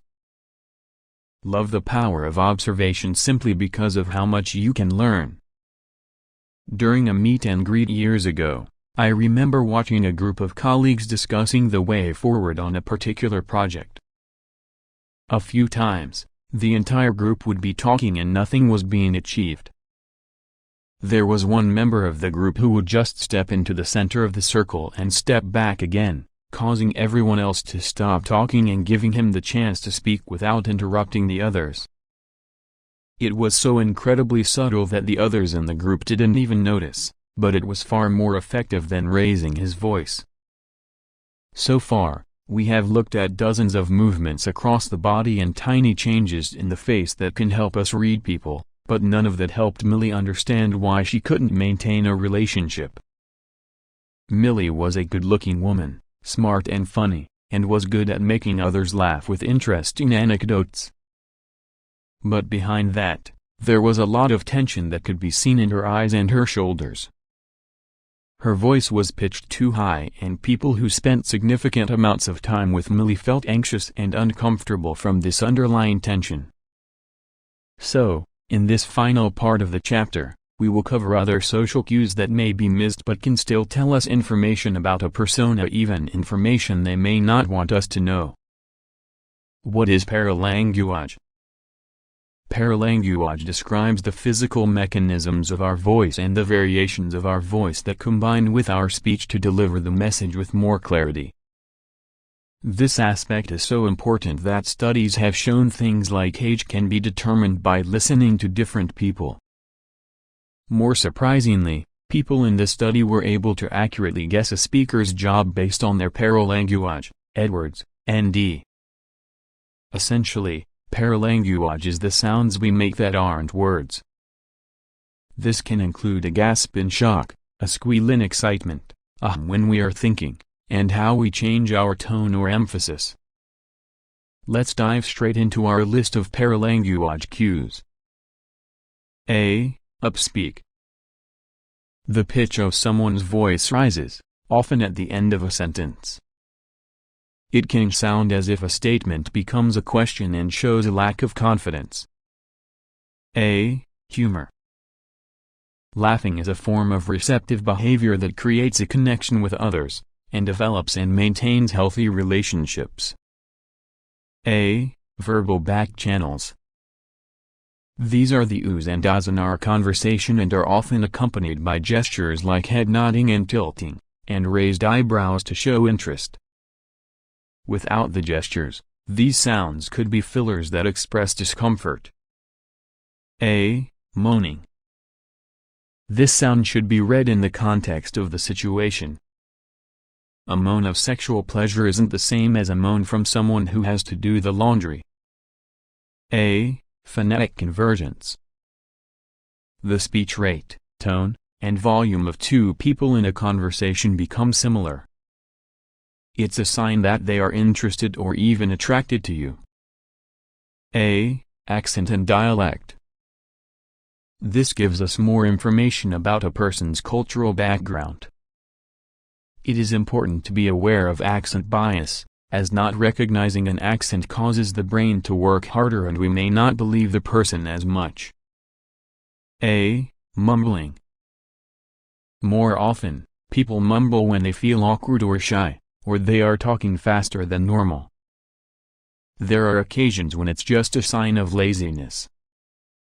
A. Scoffing. This short puff of air that sounds like laughter could be a sign of amazement, but it may also come from someone displaying their superiority. A. Stuttering. People may stutter when they are extremely nervous or suffering from social anxiety. A. Speed talking. Nerves cause an adrenaline rush and people start to speak faster in some situations. This could be a sign of social anxiety. If someone speeds through an apology, it may suggest a lack of sincerity. A. Slower speech. People who speak slower than normal and pause for longer between words could be feeling depressed. A. Non-stop talking. When a person starts rambling, especially someone in a position of authority, it may be because you or your opinions aren't significant.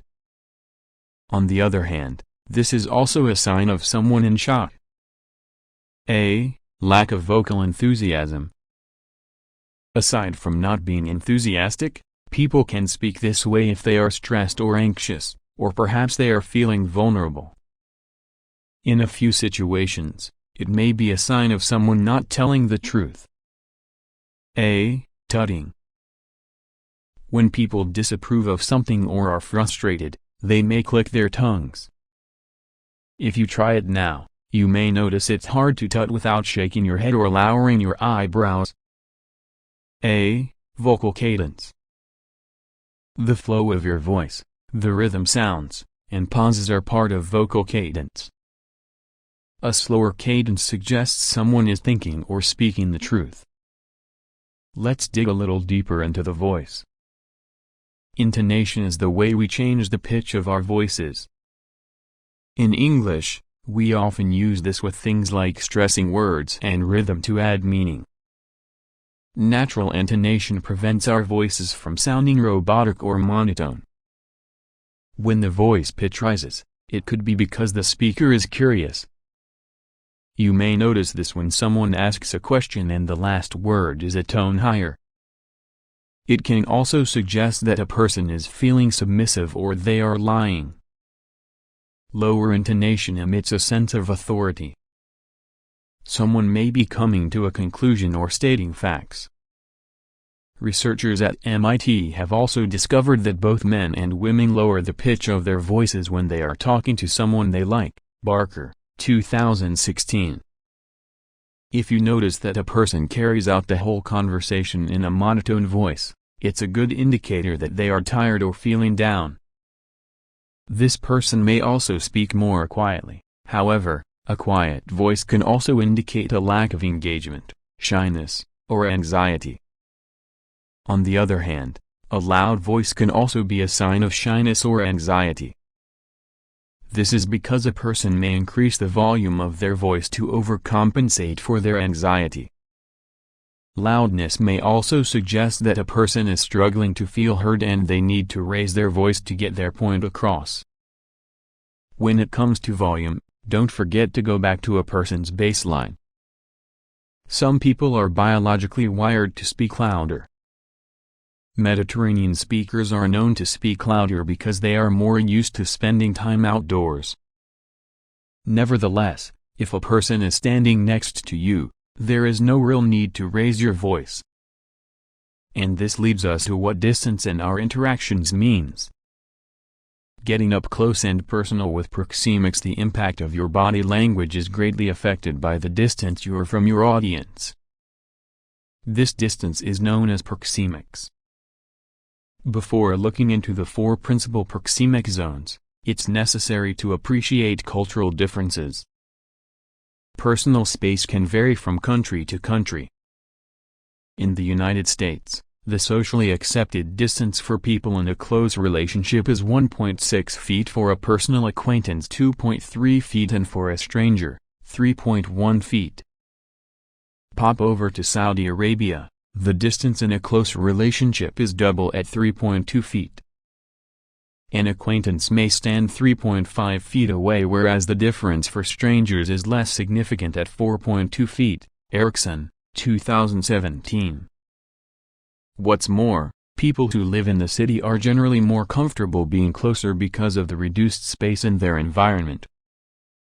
The closest of the 4 zones is the intimate zone, starting with physical contact up to around 18 inches.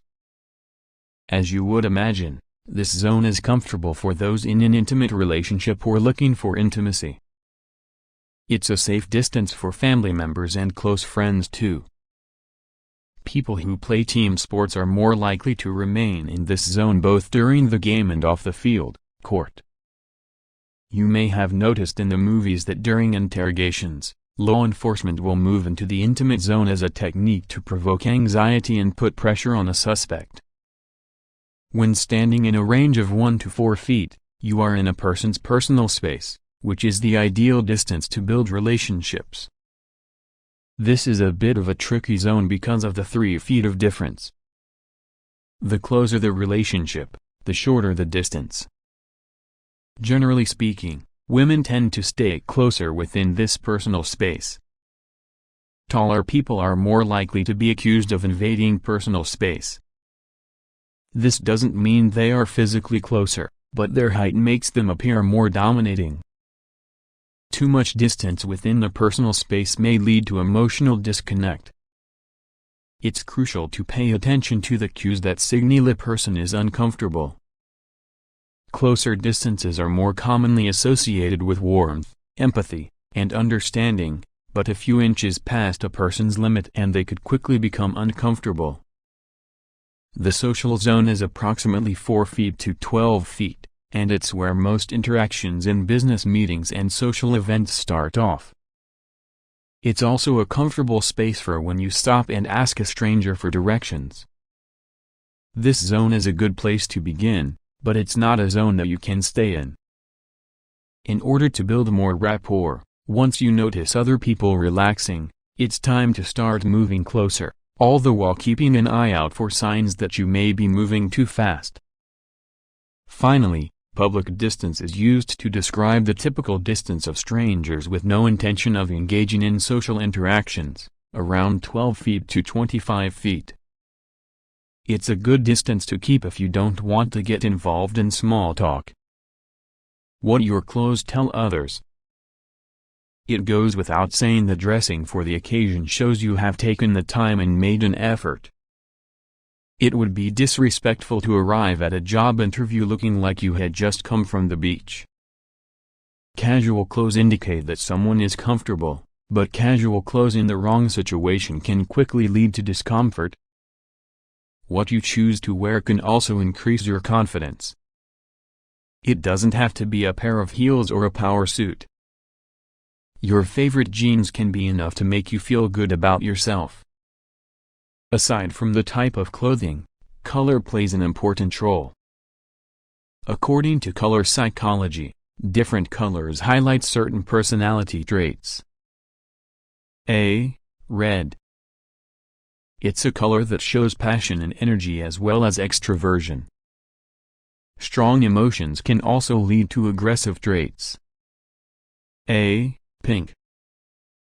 The color of love without the aggressive side, pink also expresses kindness and is completely against cruelty of any kind. A. Orange. It is worn by people who feel sociable, happy, and confident in groups.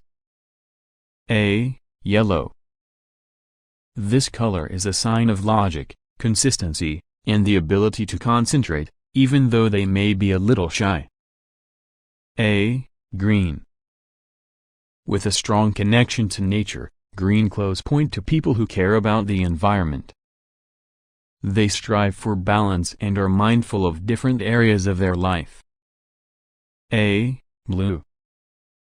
Blue brings about a sense of peace, but people who like to wear blue are often quite witty.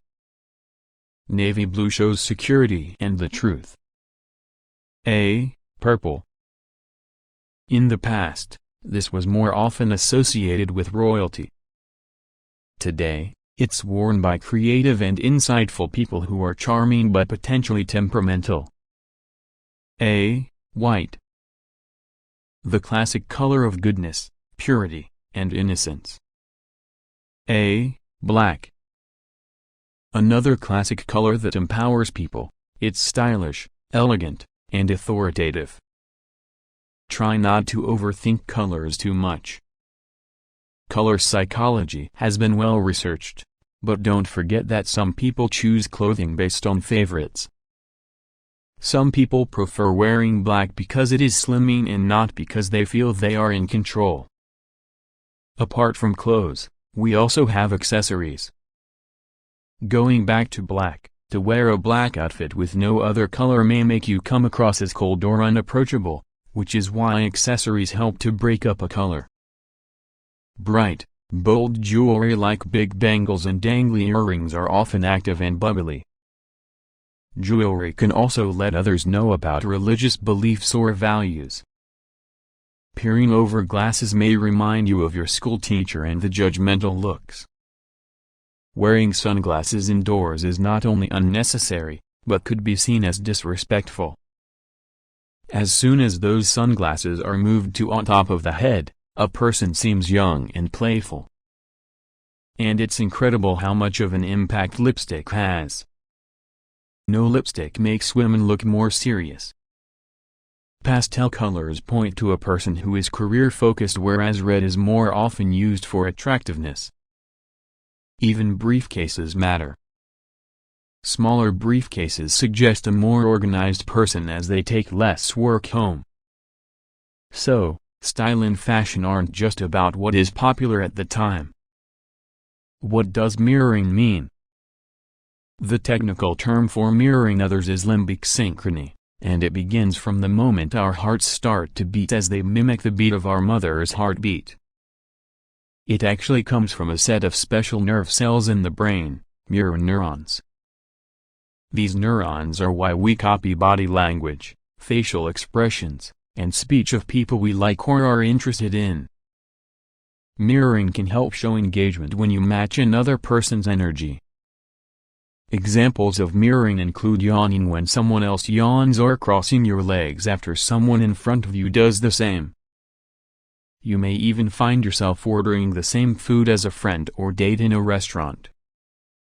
This type of social cue is a way of connecting with others, picking up on signs of comfort, and creating trust. Haptics and keeping your hands in check. Haptics is an incredibly powerful part of nonverbal communication and refers to how we use our sense of touch. Not only is it the first sense we develop, but it's also the most sophisticated. There have been links between a lack of human touch with depression and eating disorders.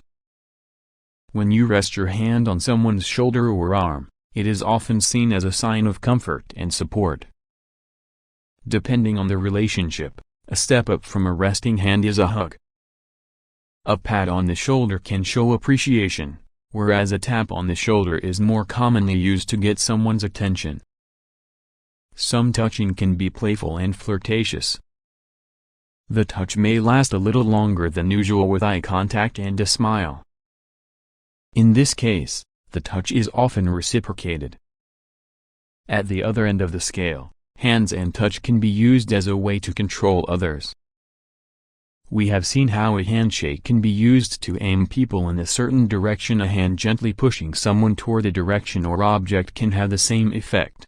Remember what you have learned about cultures, distance, and how touch can depend on a person's background. It is also true that some touches are accidental. If someone brushes up against you in the street or in a store, and there are no other playful signs, it was probably just an accidental touch. In the early days of reading people, it really is normal to look for certain details, whether that's an eyebrow raise or a movement with the arms.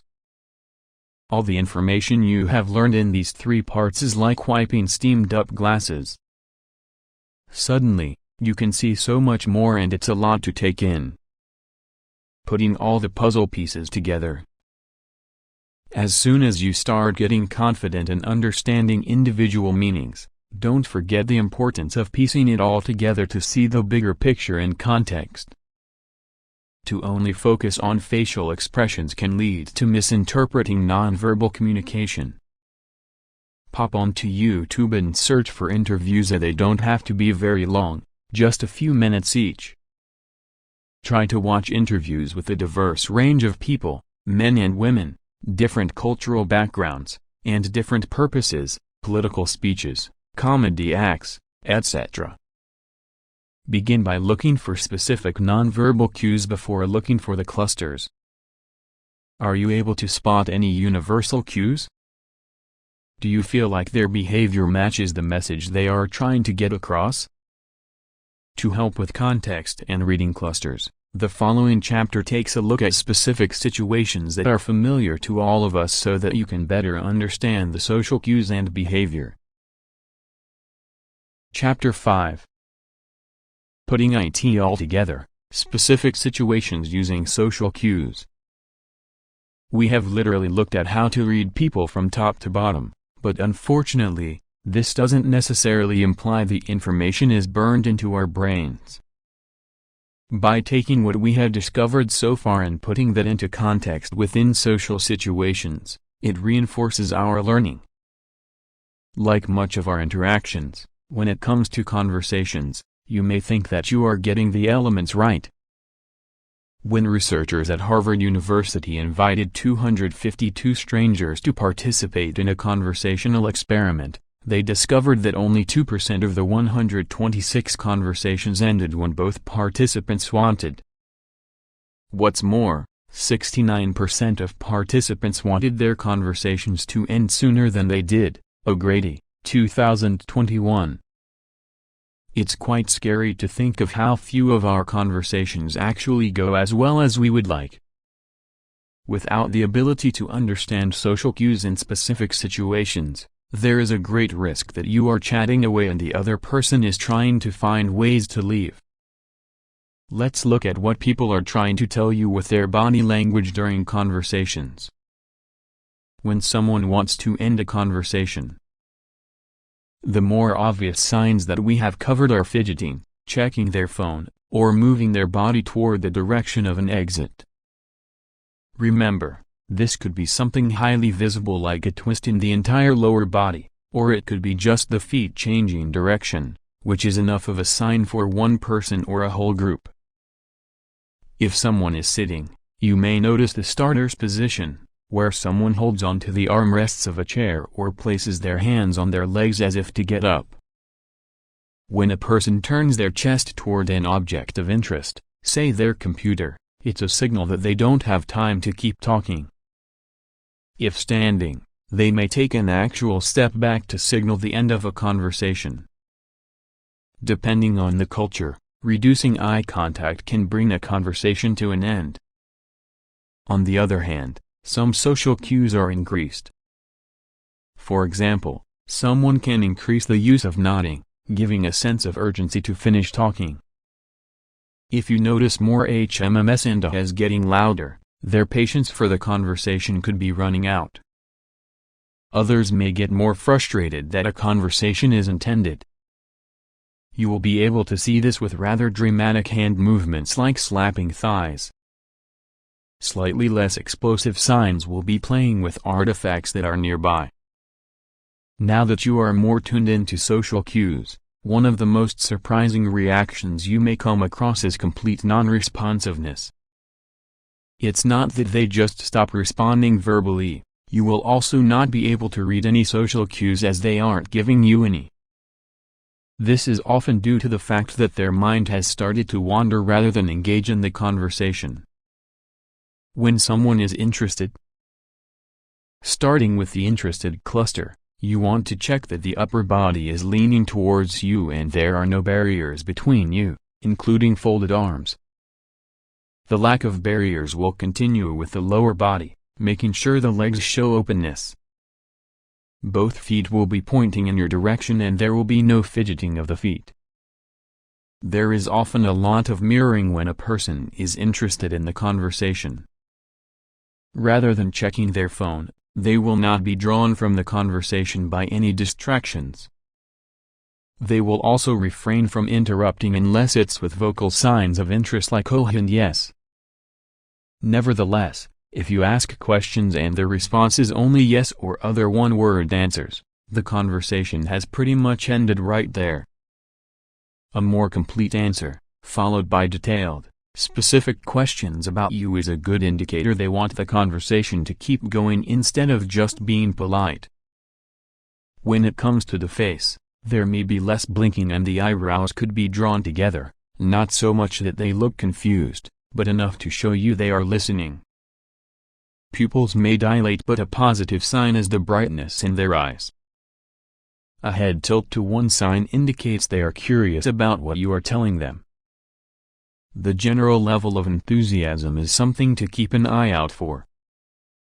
Decreased hand gestures or even none points to lower energy levels and therefore, less enthusiasm. On the other hand, over-exaggerated arm and hand movements make the interest seem less believable. The social cues we looked at in the previous section are also indicators that a person is not interested in you. Also, watch out for people looking at a clock frequently or rubbing their wrist that is bare of a watch. When someone wants to change the subject. What about when you are getting mixed signals? It seems like they are showing all the signs that they are interested in you but they aren't engaged in the conversation. It's essential that you look out for social cues that suggest a person is uncomfortable or bored with the conversation. So, for example, their feet or legs could be pointing in your direction, but there seems to be less eye contact. A good sign that it isn't you, just the conversation, is when a listener brings another person into the conversation. This third person can bring a new perspective to the conversation or even change the topic completely. Instead of another person, they may mention another external observation, a passing vehicle, or a comment about another person in sight. Comments like this are often because they don't feel like you are paying them enough attention. Verbal cues are easier to pick up on, but it's worth paying attention to what they are saying and when. If you are obviously upset and looking for comfort as a person tries to change the subject, this could be seen as just cruel. Other people will show signs of wanting to change the subject because they are uncomfortable with the topic. You can learn more about this in the section on feeling awkward. A certain topic may seem normal for you but it could be a trigger for them. So, it's up to you to read these signs and change the subject so they don't feel uncomfortable. On the other hand, if you feel the need to change the conversation, try to do so in a way that doesn't highlight your boredom. If the topic is boring, you may want to ask how they got involved or interested in that particular subject. This is more of a natural way to change the subject than phrases like "anyway, how about a broken bar?" When someone wants to say no. There is a right way and a wrong way to say no, and for many, It is easier to say yes because they don't have the confidence to say no assertively. As an in-between, we have what is called a soft no, one that comes from body language rather than an outright number. It starts with a headshake, and if this isn't enough, other parts of the body need to be engaged. A clear sign is blocking. If a coworker places a folder or a bag in between the two of you, it's an attempt to say number. They may also button up or zip up their jacket. Other barriers would include crossing arms or legs. As with interest or a lack of it, turning the torso away and taking a step back means number. Keep a close eye on hand gestures when it comes to receiving the message number.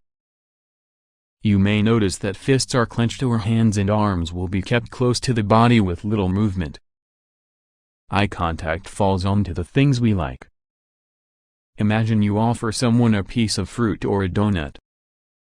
They say no to the donut, but their gaze doesn't shift from it. A soft no can also be verbal. Rather than an outright no, people will use phrases like "I would love to go but I have plans already," or any similar sentences that express interest and are followed by a but. When someone is into you. If your confidence is low, you may not notice the social cues to suggest someone is interested in you. Not only may you struggle to spot the signs, but you may feel a little out of practice flirting, so as much as someone may give you these indications, you can also use them to express your attraction to someone. Mirroring is one key social cue that indicates attraction, along with eye contact and smiling. Eye contact may last longer and be more intense without a sense of discomfort. Their body will be facing toward you, and if you notice their belly expanding, it's because they are feeling confident and more interested. When someone wants to make a good impression, they will preen themselves to increase their physical appearance. Look out for actions like straightening clothes or fixing collars, picking lint off clothes, and reapplying makeup. Space is crucial when it comes to physical and emotional attraction. The intimate zone is less than 18 inches, so in the early stages of interactions, a person may hover around this 18-inch mark, occasionally getting closer to judge your reaction. Someone who is into you will also remove physical barriers. You will notice this, for example, in a restaurant when someone moves the condiments to one side. This way, there is a clear path and the ability to perhaps hold hands. Flirty touching can differ between the genders, but these will be subtle enough to almost be considered accidental touches. For women, it could be touching an arm lightly, whereas a man could place his hand on your lower back. There are some other differences between the genders. Women can expose their necks.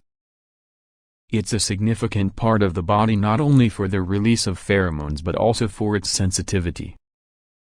Women may touch their hair or lips, and they may carry out the coquette look when the chin is tilted down and they look up through the eyelashes.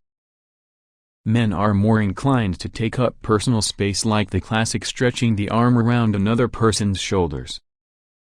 This could also be just resting a hand on the back of someone's chair. His voice will become deeper, but instead of touching his neck, he will rub his chin or the back of his neck to release pheromones. When someone feels awkward, there is no need to panic if someone is showing signs of awkwardness, because it doesn't necessarily mean they don't like you or they don't want to be with you. It could be something about the conversation or even the location that is causing their unease. But part of reading people is about doing what you can to improve communication, so you will have the ability to adapt your body language to make the other person feel less awkward. You will probably be able to guess that backing away and blocking the torso are indications that a person feels awkward or exposed. In general, you may notice that the person tries to make themselves appear smaller. Pay close attention to people who are finding ways to self-soothe. Feeling awkward can increase levels of stress and anxiety. Self-soothing acts will vary from person to person but could include foot twitching, fiddling with jewelry, fidgeting, or rubbing parts of the body like the neck or arm. Sometimes, this can be confused with signs of boredom, so look out for unsteady eye contact or any flinching. Two interesting indicators of awkwardness are related to blood flow to the face. We know how blushing can be caused by embarrassment, but blood flows to the ears first, so it could indicate that someone is out of their comfort zone. After this, you may notice someone scratching their nose. Increased blood flow in the blood vessels in the nose leads to some people scratching their nose more. While we all tend to have a dominant side, an asymmetrical stance or not being centered can give off an impression of awkwardness. This is often coupled with shifting weight from one hip to another, so much so that a person appears to be rocking. When someone is angry or irritated, as one of our strongest emotions, it's important not to misread the signs of anger by not looking at the bigger picture and those clusters of indicators. Foot tapping could be self-soothing, fist clenching may be another person's way of rejecting a person's romantic advances. When combined, it's a strong indicator that someone is angry. Another example of the bigger picture is body blocking and crossing arms. We have seen that these social cues can have many meanings. However, when these gestures are met with tension across the face, the person may be becoming irritated. But there is more to it than this. Imagine these clusters but with different body positions. If someone is showing these social cues and they are facing you, it's a pretty good assumption that their anger is aimed at you. If their torso, body direction, and feet are facing a different direction, you could be taking the verbal hit, but it's not actually about you. Take care with any changes in breathing. Flared nostrils, sighing, and gasps of exasperation point towards irritation, and the changes in oxygen levels can lead to redness in the face, hence the expression to make someone's blood boil. Finally, keep an eye out for rigid movements and a rigid posture. Pent-up anger can cause the extremities to tense up and appear rigid. The shoulders could be raised too. Always take care when anger cues go beyond what is considered normal or where you don't feel comfortable. Sudden jerky movements that are intended to cause fear, kicking things, throwing objects, and door slamming are things that you do not have to tolerate. Let the person know that you will return when they have calmed down so you can finish the conversation. When someone wants to speak, most people are aware that outright interruptions are rude, so instead, body language and social cues can be a less aggressive way for someone to have their turn in a conversation. However, if the listener doesn't take the hint, even body language can appear aggressive. Beginning with the most subtle, if you notice someone opening and then closing their mouth as if they are stopping themselves from speaking, it's a sure sign they are waiting for the right moment. You may also notice them shifting their position, leaning in more. As for paralinguistics, listen out for throat clearing, a sound often made before someone wants to speak. The hands are one of the biggest indicators that someone wants to speak. Sometimes, the hands will move forwards. It may seem like they are trying to reach out for something. In other situations, the hands may rise up to around shoulder level with the palm facing outwards. This goes back to the childhood habit of raising hands in order to speak. You may notice that along with hands raising, the palms will be slightly tilted forward and there could be a minuscule pushing action as if the person is pushing you to stop talking, similar to how we would use our hands to tell someone to calm down. When a person's patience begins to wear thin, the hand gestures can become more aggressive. Instead of the palm slightly tilted, it will be straight out as a literal stop sign. The other person may clench their fist or show other signs of irritation. When someone is being flirtatious.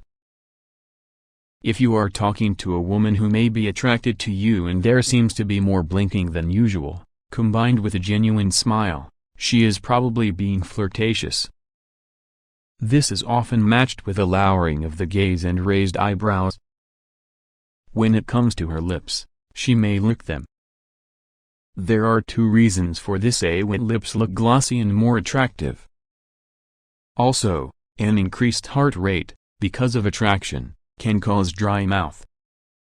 There are some female signs of flirting that are part of the cluster but can mean other things if carried out individually. Hips facing towards you or her wrists upwards are both indications of fertility. Traditionally, long hair was a sign of fertility too, so if her hair is worn down, it's a good sign. On the other hand, a man won't normally lick his lips when feeling flirty. Instead, it's more common to see lips apart or a longer eye contact. Their gaze may fall up and down over your body as they take in all of your body. As with eye contact, this is only flirtatious until it becomes creepy. In terms of posture, a man's ultimate goal is to display his strength and masculinity. They could stand with their legs slightly more open, very upright, and shoulders back in order to take up more space. Flared nostrils are an interesting social cue. We have seen how flared nostrils allow for more oxygen and could help prepare the body for a fight. However, from a biological point of view, flared nostrils also allow a man to take in more pheromones. This may also be the reason for parted lips. When someone feels ashamed. The majority of social cues that point to someone feeling ashamed are related to attempting to hide. Starting with the eyes, the person will avoid eye contact and probably spend more time looking down. As well as a lack of eye contact, you may notice the person's gaze darting all over the place because of their strong feelings of embarrassment and shame. Be careful not to confuse shame with guilt because the signals from the eyes can be similar, such as a lack of eye contact and looking down. Feelings of guilt can be differentiated from shame by other social cues like rubbing the hands, increased breathing, and/or tugging at clothes, especially the collar. When the shame is too much for them, they may use a hand to cover their eyes or even both hands to hide their whole face. If you look at their neck, you may see how it seems to be shorter in an attempt to bury their head in shame. In order to take up less space, it's possible that their back will be more curved instead of straight. For some, the shame and social anxiety can be so much they will avoid any type of social interaction or keep it to an absolute minimum. Chloe had had a string of unsuccessful dates and her confidence had hit an all-time low. She felt like a complete failure despite having a successful career and her own home. She had a good social life, which made her think that it wasn't because of her lack of personality. It wasn't until Chloe took some body language advice from a friend that she began to realize how she had been approaching her dates wrong. Chloe thought that to impress her dates, she needed to show her confidence, but in this attempt, certain parts of her body were expressing confidence, but one of the most important areas was completely lacking as she was making no eye contact. Her confident hand gestures without other signs only looked erratic. In hindsight, looking back over those past dates, she thought she must have come across as uninterested, not listening, and somewhat flustered. Ironically, this was the opposite of how she felt. On her next date, Chloe made a conscious effort to work on one thing, just her eye contact. Fortunately, this was enough to secure a second date where she could actually practice more flirtatious social cues. As soon as her body language matched the message she wanted to get across, dating was never an issue again. Time to stop depending on your words. Now is the time for you to practice what you have learned in this chapter. Rather than interrupting someone with words, send out nonverbal cues and see what effect it has. If you want to change a conversation or leave, use your body and look for signs they have understood your message. Reading one's social cues when you're in face-to-face communication is hard, and reading them through text or email is even harder. However, it's still possible to take the guesswork out of written communication. Read on to find out. Chapter 6. Reading the tone of a text or email. Since the rise of digital technology, which grew significantly during the pandemic and remote work, a lot of our communication has moved online. It makes sense that experts began to appreciate the importance of tone of voice when it comes to written communication. It's a mistake to assume our words stand alone. True, written communication is another method to get a message across, but even though there are only words, the reader can still pick up on tons of happiness, excitement, and even annoyance and anger. What's more, without the support of body language, it's even easier for written communication to be misinterpreted. Aside from spelling and grammar checks, Grammarly now has the option to analyze texts and detect the tone. Sophisticated machine learning allows the software to screen through word choice, phrasing, punctuation, and even how we use capital letters to indicate how a reader could interpret the text. By selecting a style of delivery, Grammarly makes suggestions so you can make your written communication more or less formal, more creative, or more academic. By taking the time to understand the tone of your written text, you can help the reader understand better what you are trying to say and avoid various issues because of misunderstandings. What is tone in text or email? The tone of our written communication comes from the above-mentioned features like word choice, punctuation, and capitalization. It also includes how we open and close a text, the length of sentences, and the graphics we add to messages. The first thing to have in mind with the tone of the text is that not everyone is in the same emotional place as we are. If you think about when you sit down to message friends or family with an update, it's when you are calm and without a ton of things you need to get done. On the other hand, when they receive the message, they may be stressed. This will change the way they interpret your tone. When you are in the same location as the receiver of your message, as well as having your body language and tone of voice, they will experience the same environment, whether that's anxiety and pressure, happiness, or anything in between.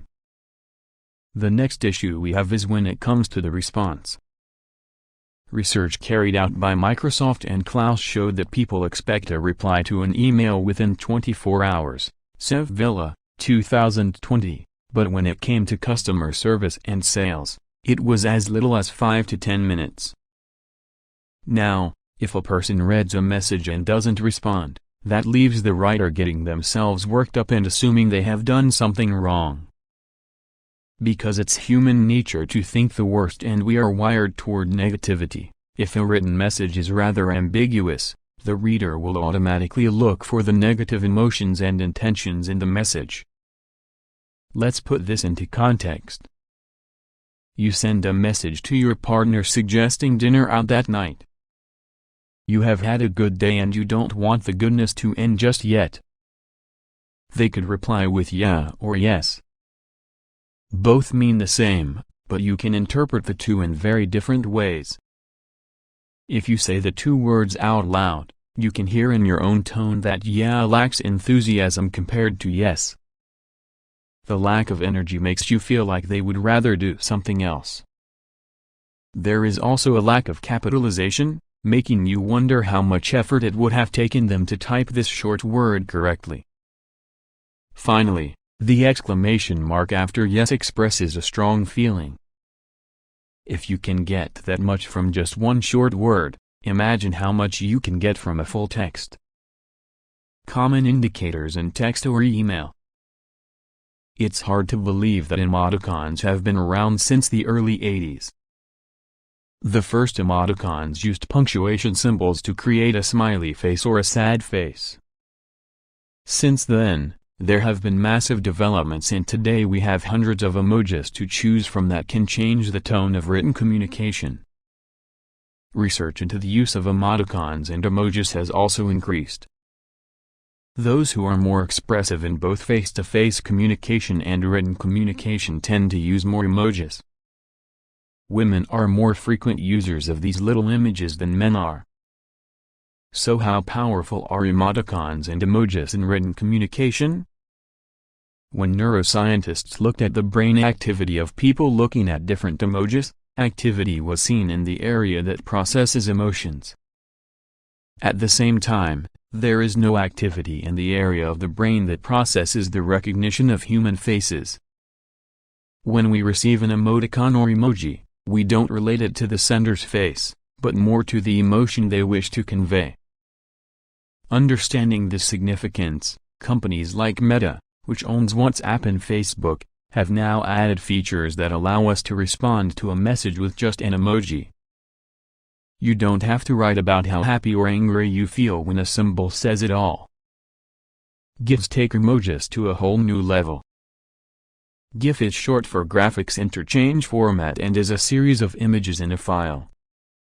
Not only can GIFs express emotions and actions, but there are also some people who are able to have a full communication exchange with only GIFs, and the messages are accurately interpreted. In most cases, GIFs are used like emojis but for more impact. Aside from these images, there is still the use of paralanguage in written communication. This may seem hard to get your head around considering paralanguage relates to the sounds we make, but in texts and emails, these sounds can be translated. Many of our spoken sounds and fillers, the ums and ers, are typed and even extended for emphasis. How many H's do we really need on the end of O? Another powerful example is our use of capital letters. Look at the following sentence as a teenager sent their parent about their sibling and household chores. 1. I told him he had to do it. 2. I told him he had to do it. 3. I told him he had to do it. The use of capitals works in the same way you would use intonation in a spoken sentence to place emphasis on a particular word. Remember, messages that are all in capitals can be seen as aggressive. On the other hand, punctuation adds silent intonation to our texts and emails. Whether it's a comma, a question mark, or an ellipsis, these provide pauses for the reader and clarity to a message. Despite strict grammar rules about the use of punctuation, research has shown that one of the most commonly used punctuation marks, the period or full stop, shows insincerity. The exclamation mark is actually a sign that comes across as more heartfelt. Virtual social cues. Before you start to analyze and possibly overthink each piece of written communication, there are some things to keep in mind. For example, as with body language and verbal communication, you should have a baseline for people to understand how they would normally communicate in writing. Likewise, some of our virtual cues can have more than one meaning. It's important not to place all your focus on these cues but instead, to take in the entire message and put everything into context. And before assuming the negative, reply asking for clarification. The following cues are things that you can look for in other people's written communication, but it is also a good idea to check your own texts. A. If someone writes in the same way they speak, they are easier to read. This is because what you see is what you get, and a message is going to be very similar to listening to that person face to face. A. When a person is angry or annoyed, they are more likely to send short messages. The annoyance may not be your fault but you are getting the brunt of it. A. People who use more words to express their ideas than are needed are often happy or feeling good, although, like anger, it may not be with you or the topic. Taking this to the extreme and being overly expressive is a dramatic call for attention. A. Genuine humor and humility point to a person who is straightforward and someone that you can probably trust. A. Regardless of how someone is feeling, Someone who is obsessed with correct grammar is likely to have control issues. That being said, professional written communications should always be checked for errors. Shorthand and abbreviations can indicate two things. First, a person could be just in a rush or have a slightly chaotic personality, which you would see from their baseline. On the other hand, they may be self-centered, under-communicating as a sign of their superiority and making you work harder to read the message. Formal messages could be a sign that someone is trying to make a good impression and/or sees you as an authority figure. Again, when it comes to professional texts, it is more common to see formal writing, especially in sales. Don't read too much into emojis. Sometimes people will use images to express how they feel, but other times, they will use them to express their idea and not necessarily a feeling. A smiley after an argument may be a way to calm the conversation, it doesn't mean they are happy. Flamed mail is never acceptable. Angry messages that are offensive and critical come from an adult throwing a child's temper tantrum. The sender may be genuinely upset, but that's still no excuse for poor communication skills. Be careful about drawing conclusions if the message comes from someone you don't know. Many people have challenges with written communication. They could be neurodivergent or English may be their second language. Technical skills might be excellent, but they may not have mastered the tone. Take a moment to go through some of your messages yesterday.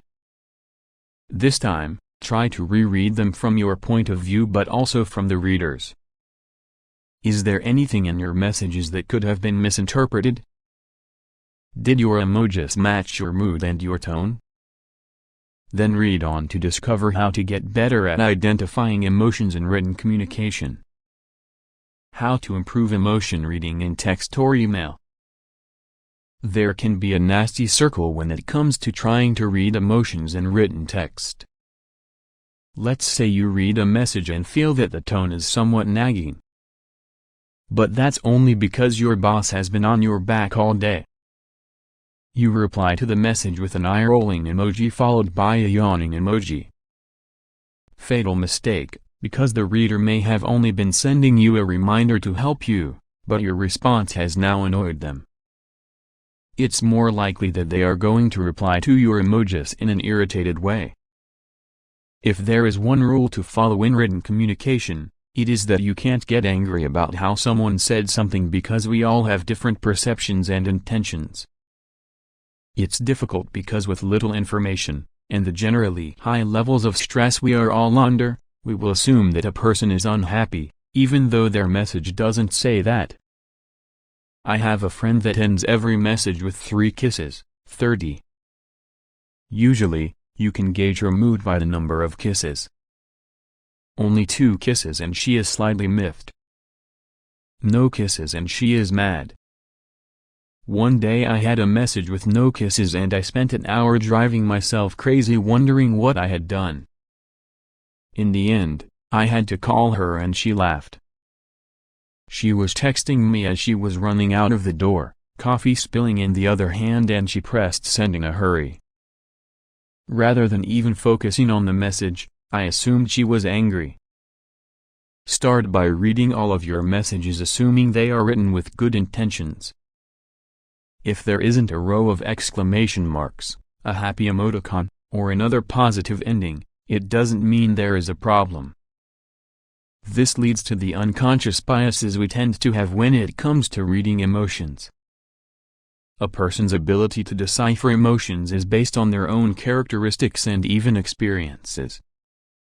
If a wife forgets her husband's birthday and the husband messages his friends about it, some of his friends may assume he is angry, whereas his female friends may assume he is upset. This is because of unconscious bias. At the same time, one of his female friends may think he is angry because the same thing had happened to her and her feelings are influencing the way she interprets the message.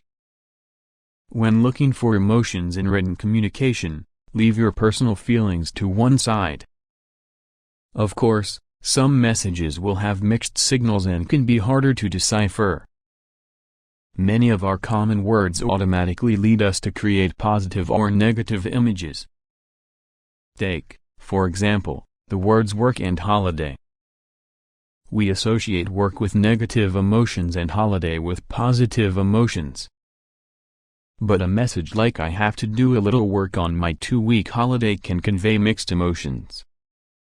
In cases like this, it's a good idea to break down all of the words in a message to determine if there are more words associated with positivity or with negativity.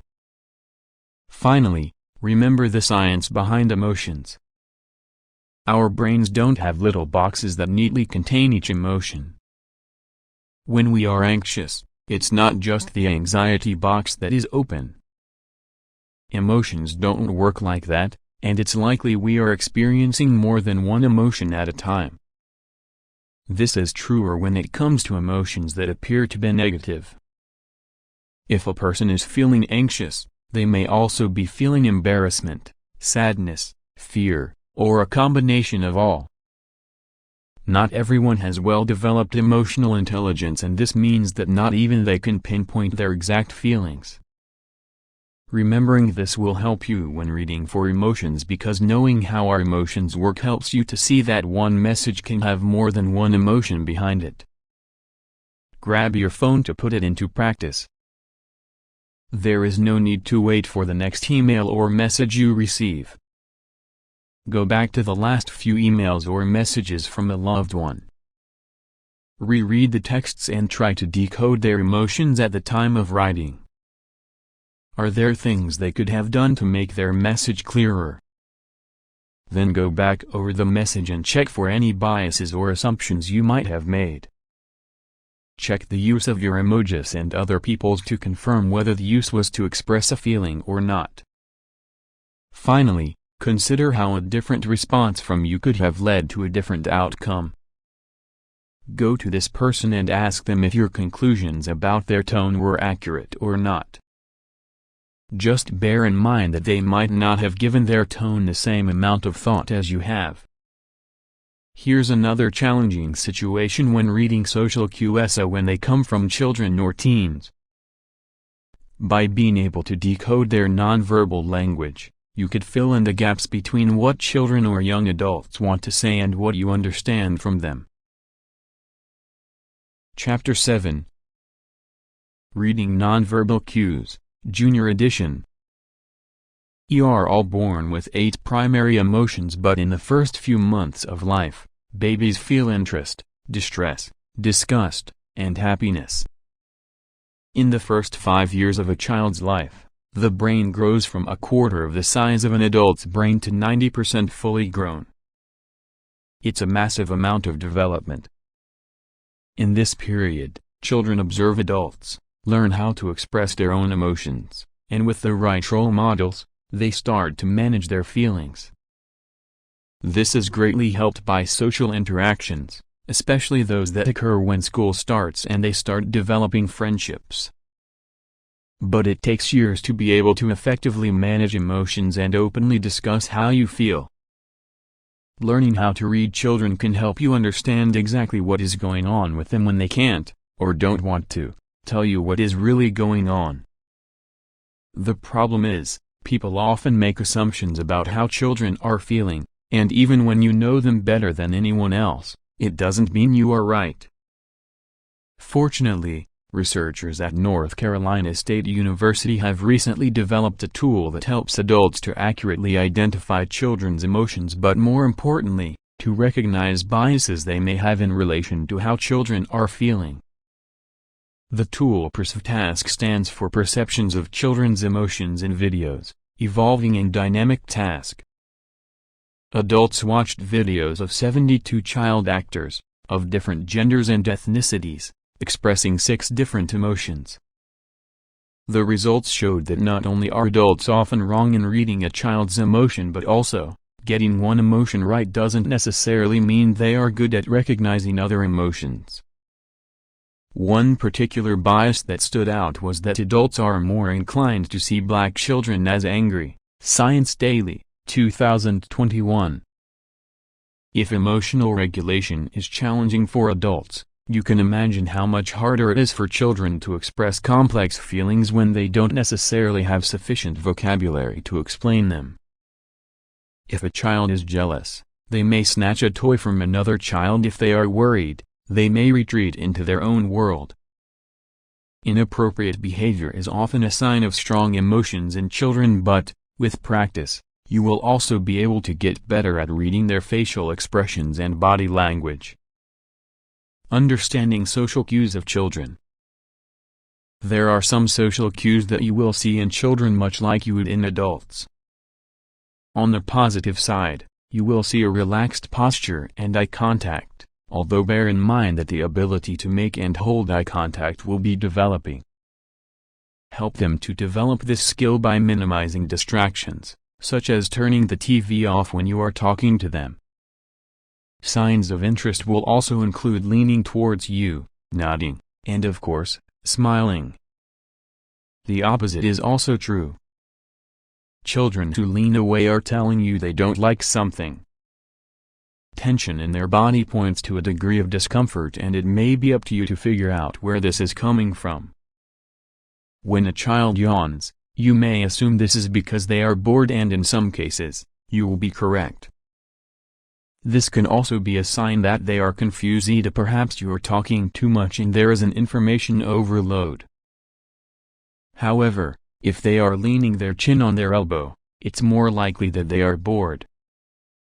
Other social cues that you will see in children, as well as adults, come with facial expressions. Frowning, narrowing eyes, and head shaking are all ways to express upset, frustration, or anger. Children will also display social cues that adults grow out of. A perfect example is when they flap their arms. This is a sign of distress and can occur in the middle of a tantrum, when they are scared, or when they are in pain. This is their response to the body's fight, flight, or freeze response. In this moment of panic, you may be tempted to talk to them or ask them what is wrong, but at this stage, they probably can't hear you or respond, as the nervous system is all over the place. Physical contact may be more reassuring. A little person tugging at your clothes or any part of your body may be frustrating, but this is their attempt to get your attention. They may have tried other ways to communicate and not succeeded, but whether they are excited, hungry, or feeling impatient, they are trying to tell you this. Most children will go through a clingy stage. Holding on to you like their life depended on it, or burying their head in your legs and arms could be due to separation anxiety. When you introduce a child to someone new and they stick their head under your sweater, it's not because they don't like the person, it's because they are anxious about the person looking at them. That being said, when children run away from you or push you away, don't assume it is because they don't love you or no longer need you. This is actually a positive show of their independence. Sometimes, we can confuse some adult social cues when reading children. Crossed arms doesn't mean a child is closed off or that they don't like something. When children cross their arms, it's because they want to create distance between themselves and something they are wary of or that is making them nervous. Also, looking away or not making eye contact shouldn't lead you to the conclusion they are lying or they are up to no good. This is more likely to happen because they are ashamed of something they have done or they know they have done something wrong. Young children love to mimic their parents and other influential adults in their lives.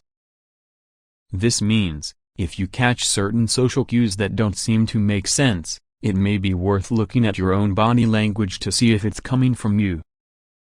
Nevertheless, when children reach the age of between 7 and 9, they start to be more influenced by others around them. This could be teachers, friends, and of course anything related to technology. Some of these influences will be positive and others not so much. It's a good idea to have your baseline before this age so that you can look for changes. What teenagers are actually telling you. The moment your child starts entering the teenage years, it can feel like you have been hit by a bus. Everyone knows that navigating the teenage years is a challenge, but not many people talk about the difficulties parents face.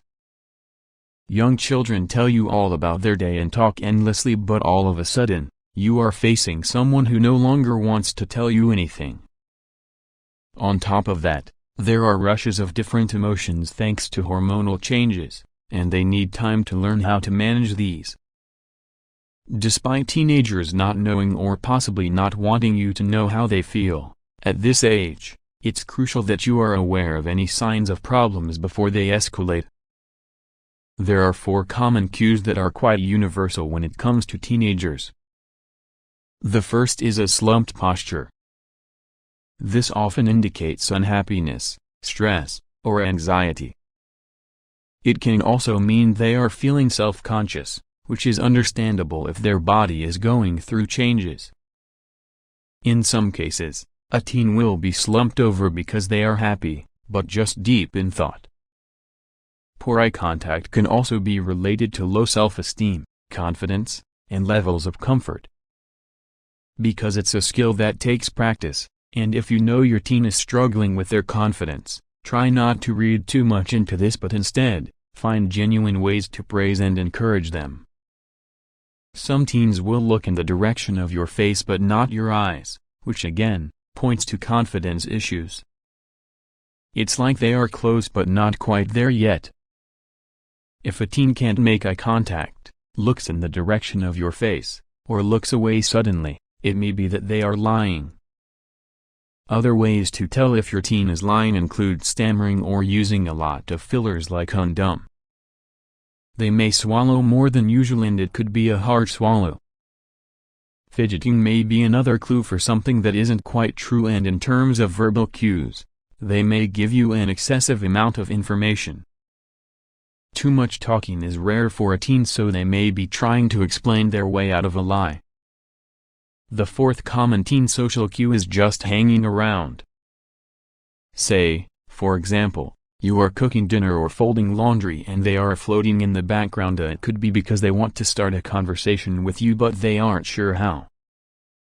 If your teen is showing any of these signs, the trick is not to tell them off.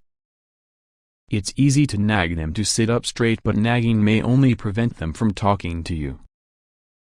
Instead, look for ways to encourage them to talk. Situations with less eye contact, like when you are driving, are conducive to conversation. Even though it may seem like your teen doesn't want to talk to you, they often do.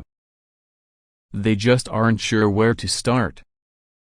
Because so much of their time is dedicated to studying, it's also helpful to read a teenager's body language when they are in learning mode. This is true whether they are in the classroom or at their desk doing homework. Posture is the first thing you will probably spot. If they are slumped over their desk or they are resting their head on their hands, trying not to fall asleep, they are not engaged. Looking under their desk, you may notice foot tapping or leg shaking, indicating their boredom or impatience. In the classroom, eye contact and facial expressions can suggest levels of interest and engagement.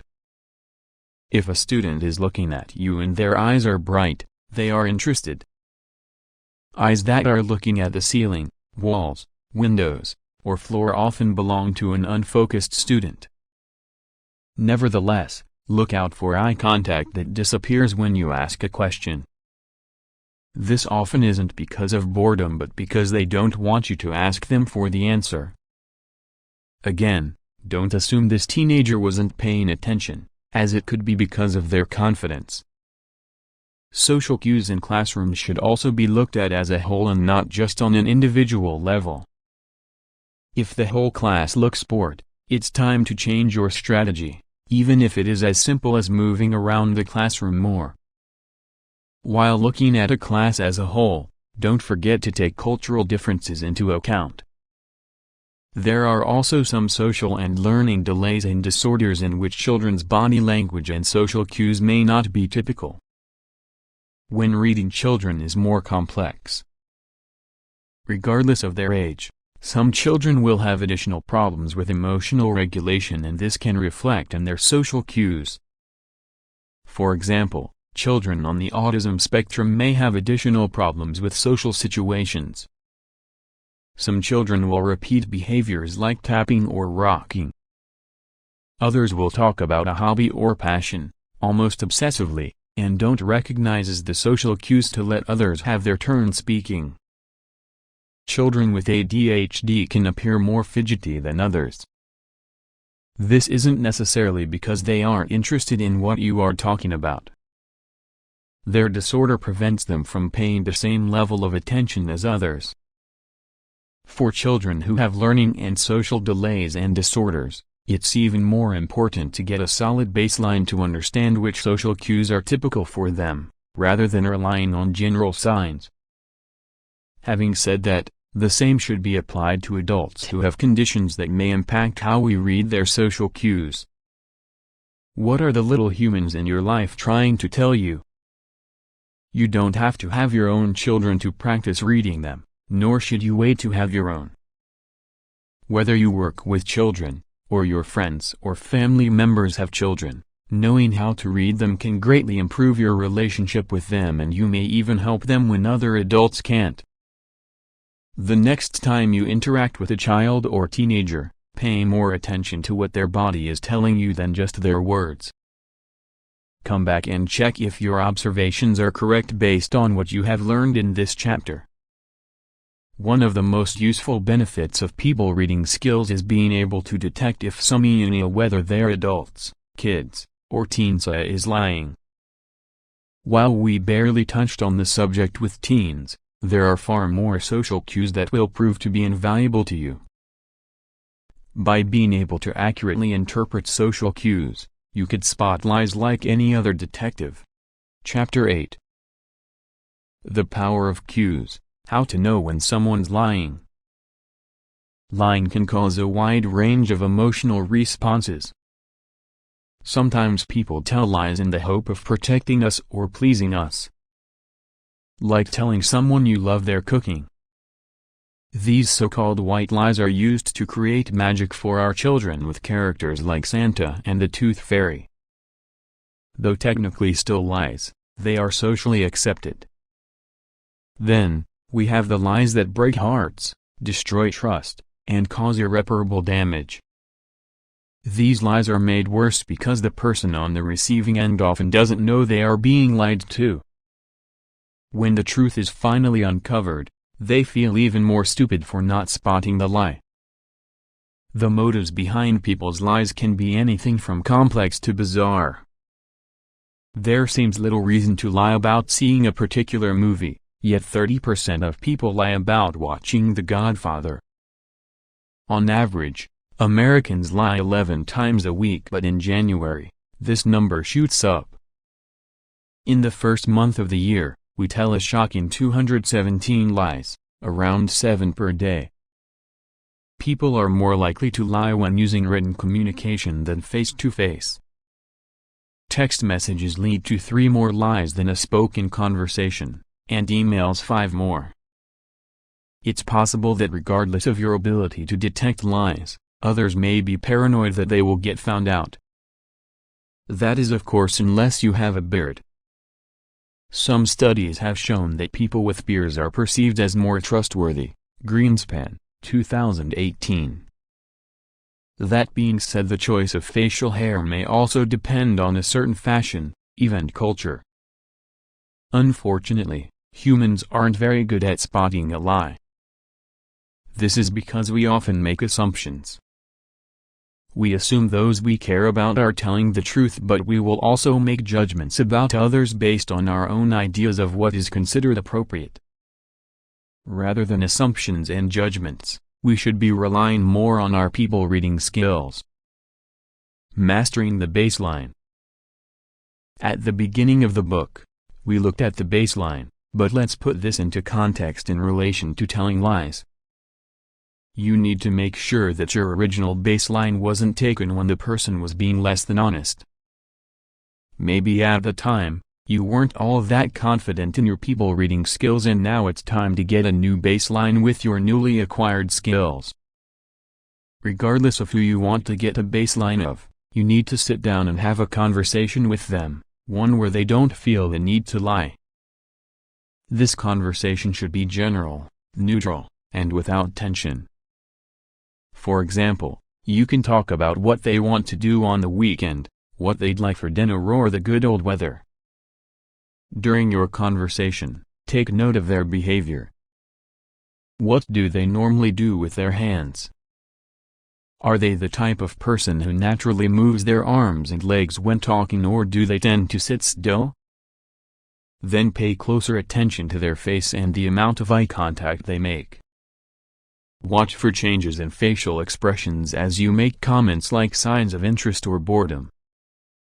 Finally, don't forget to listen to the tone of their voice, the speed at which they speak, and their breathing. Though it may sound like a lot to take in, you can also listen to the language they use. Some people are naturally more expressive, giving plenty of details. Specific things to make a mental note of are fillers, pronouns, and contractions, all of which will be explained a little later on. Only when you are fully aware of someone's baseline will you be able to detect sudden changes that could indicate they are lying. Red flags to look for. For a long time, many experts believed that the direction in which someone looked was enough to tell if someone was lying. If a right-handed person looked to the right, it would indicate that there was activity in the right hemisphere of the brain, and vice versa. Because the right hemisphere of the brain deals with creativity, it was suggested that the person was being creative with their words, a broken bar, or lying.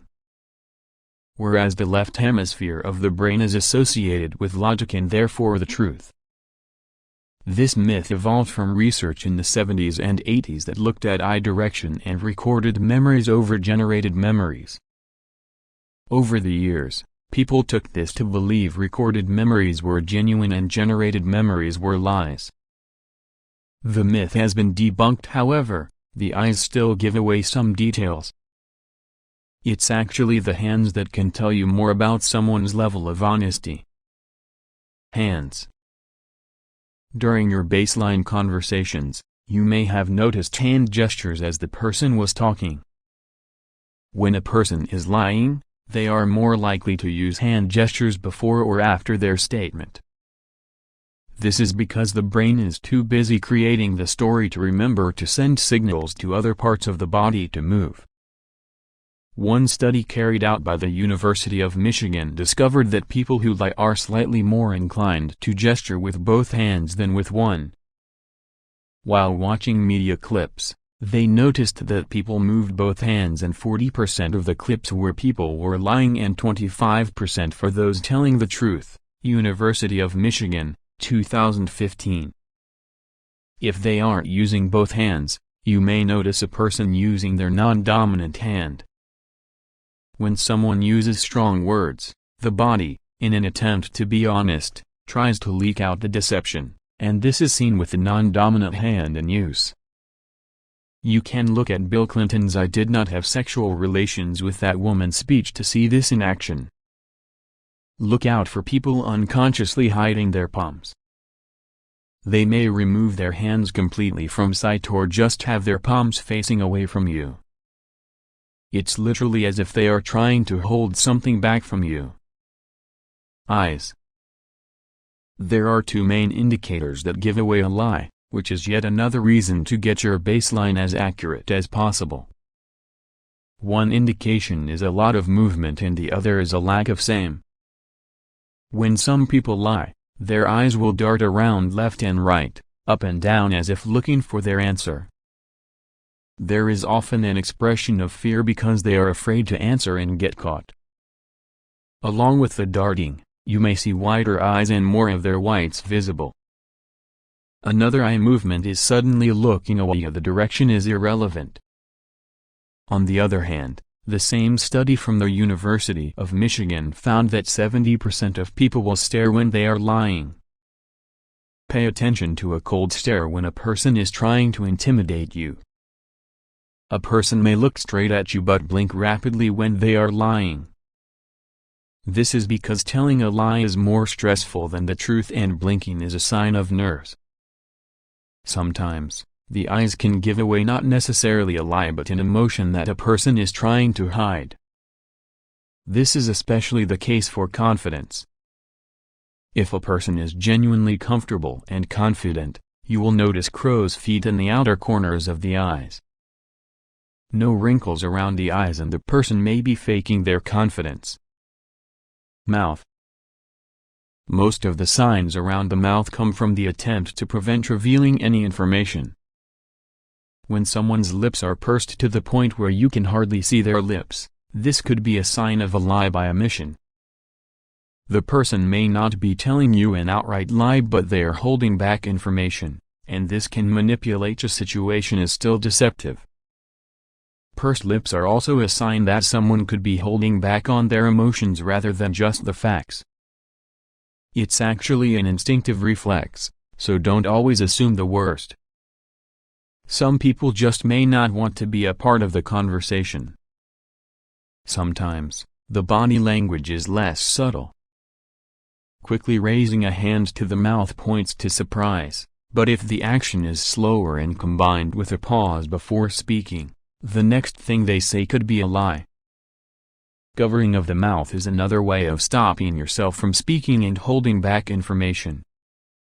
In terms of psychology, covering the mouth may be a way for a person to distance the source of the lie, their mouth, from themselves.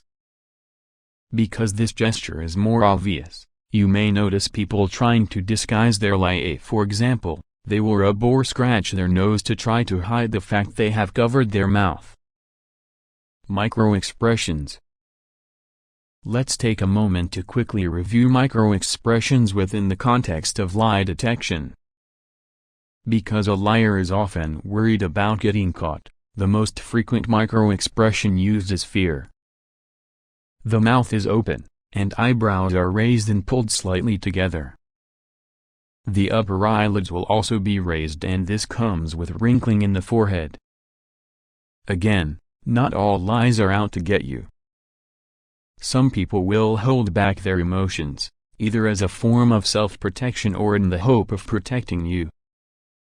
But the fact is, their emotions are still fake and can greatly impede the effectiveness of communication. To spot fake emotions, look for asymmetrical micro-expressions, whether that's fear or other emotions. Micro-expressions are involuntary and need to be compared with a person's baseline. One gesture alone, such as wrinkles in the forehead, can't be seen as a lie. A micro-expression combines various gestures, so it's important to pay attention to the whole face. Skin and complexion. There are some people who will become visibly paler when they tell a lie. You can almost see the blood rushing from their face. Others, particularly women, will blush after telling a lie. This is another involuntary action caused the sympathetic nervous system in the response to fight, flight, or freeze mode. A rush of adrenaline is released, causing cheeks to go red. Additional swallowing and blinking may cause the person to appear to have a dry mouth, or even dry eyes. The sympathetic nervous system is part of the autonomic nervous system. Changes in the nervous system brought about by lying can cause a person to sweat more, especially around the T-zone of the face, across the forehead, down the nose, and toward the upper lip. Although not related to skin or complexion, the autonomic nervous system can also cause fidgeting and itching.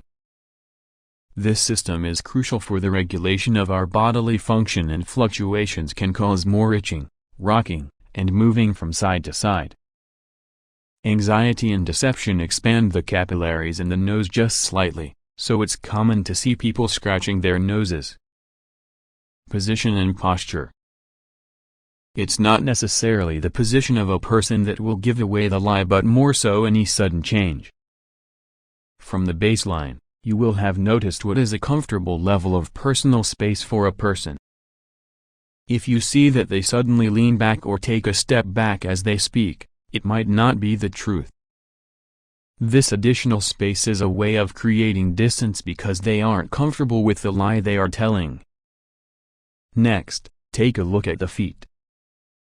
Fidgeting feet or dancing feet point to someone who wants to get away quickly, again, another sign that someone is uncomfortable. Shifting their balance from one foot to another indicates that someone is feeling off balance. Because of the stress involved with lying, people often touch their faces as a way of calming themselves. Sometimes, body language can let us know how well practiced a person is at lying. Somebody who crouches down and tries to appear smaller may be more embarrassed about their lie. Those who are able to keep a stone-cold facial expression but gesture more with their arms and hands, could mean that they are more practiced in their skills. Tone and vocal fillers. Because of the changes within the autonomic nervous system and dry mouth, you may hear people clearing their throat more often than normal. Lies can make people feel nervous, and when this happens, the muscles in the vocal cords tighten up, another reason why they may need to clear their throat. Listen to a person's voice for a higher pitch or a slight creak in the voice. Others may start to speak louder because they are feeling defensive. The same study from the University of Michigan also discovered that people who lie tend to use more fillers. An increase in the use of synonyms may be because a person is trying to buy time to figure out what to say next or how to get themselves out of a situation. Naturally, they may also just be thinking. When it comes to figuring out if someone is lying, it's wise not to rely solely on body language, especially in your early stages of reading people. There are benefits to listening more closely to what people are saying to find the truth. Verbal cues when lying. Although the main focus of this book is to understand how to read people's body language, the ability to detect a lie is a challenging one. For this reason, we have a short section on verbal cues that can help you confirm what you see. Content and quantity are the first places to look for lies. Ironically, those who use the word honestly and phrases that include the word are more likely to be lying. This is an attempt at trying too hard to prove their innocence. Sharing too much information or continuously talking may also indicate a lie. People think that giving more information than what is required of them is a sign of their openness. This can work to your advantage. On occasions, the truth will slip out and a person has to try to cover up their lie. Listen out for things like "oh, I meant to say," or actually when people interrupt their own train of thought and speech. You may also notice that a person's story doesn't follow a logical sequence of events and some words and phrases are repeated. There has been research into verbal cues and lies. The University of Texas discovered that liars will use fewer first-person pronouns to avoid ownership and create distance. Look out for messages where sentences don't begin with I. Frothingham, 2021. Because liars are often anxious or nervous, you can detect these emotions with their increased use of negative words like hate, sad, and depressed. On the contrary, you may notice fewer exclusionary words, but, expect, nor, etc., as they struggle to differentiate what happened and what didn't happen. It is essential that you listen and observe to look for any inconsistencies or to confirm your suspicions. One of the best examples of inconsistencies is when a person accents things with their head that contradict the words that come out of their mouth. If someone says they didn't do it but their head is nodding up and down, it's safe to rely more on the gesture than the actual words. Again, you will notice this if you watch Bill Clinton denying his affair. Find a cluster of 3. You will have probably noticed there have been a lot of mays, mights, and coulds in this chapter, and the book, rather than someone will. This is because you can't just look at a person, spot one red flag, and assume they are lying. Someone who has sweaty hands and then attempts to hide their palms could be worried that an interviewer is about to detect a lie on their copyright copyright. At the same time, they could be having severe financial struggles, and the need to get the job is causing them to feel overly nervous. If someone is talking more than usual, they too could be lying. But it's also worth remembering they could have been alone for a long time and finally, in the company of another human, they feel the urge to talk non-stop. That being said, if someone leans back, flashes a micro-expression of fear, and starts fidgeting with their feet, this cluster of red flags gives a stronger indication that the person is lying. Don't forget to compare these red flags against the individual's baseline before jumping to conclusions. One final thing to remember is to trust your instincts. Sadly, the chances are we have all been hurt by someone telling us a lie. Think about how you physically felt when that person wasn't being honest with you. Did you feel sick? Did you feel pressure on your chest? Did you notice your own body starting to shake? All of these are signs that your body is trying to tell you that something isn't sitting right. If you notice red flags along with physical symptoms, it would be wise to pay attention to your instincts. Let's recap the red flags for lying in the following bullet points. A. Hands. More hand gestures, using both hands, using the non-dominant hand, hiding palms. A. Eyes. Darting eye movement, suddenly looking away, more whites visible, cold staring. A. Mouth. Pursing lips, covering lips or mouth, covering mouth with a disguise, touching or scratching the nose. A. Micro-expressions. Raised eyebrows and eyelids, eyebrows pulled together, wrinkles in the forehead, mouth open, asymmetrical micro-expressions. A. Skin and complexion.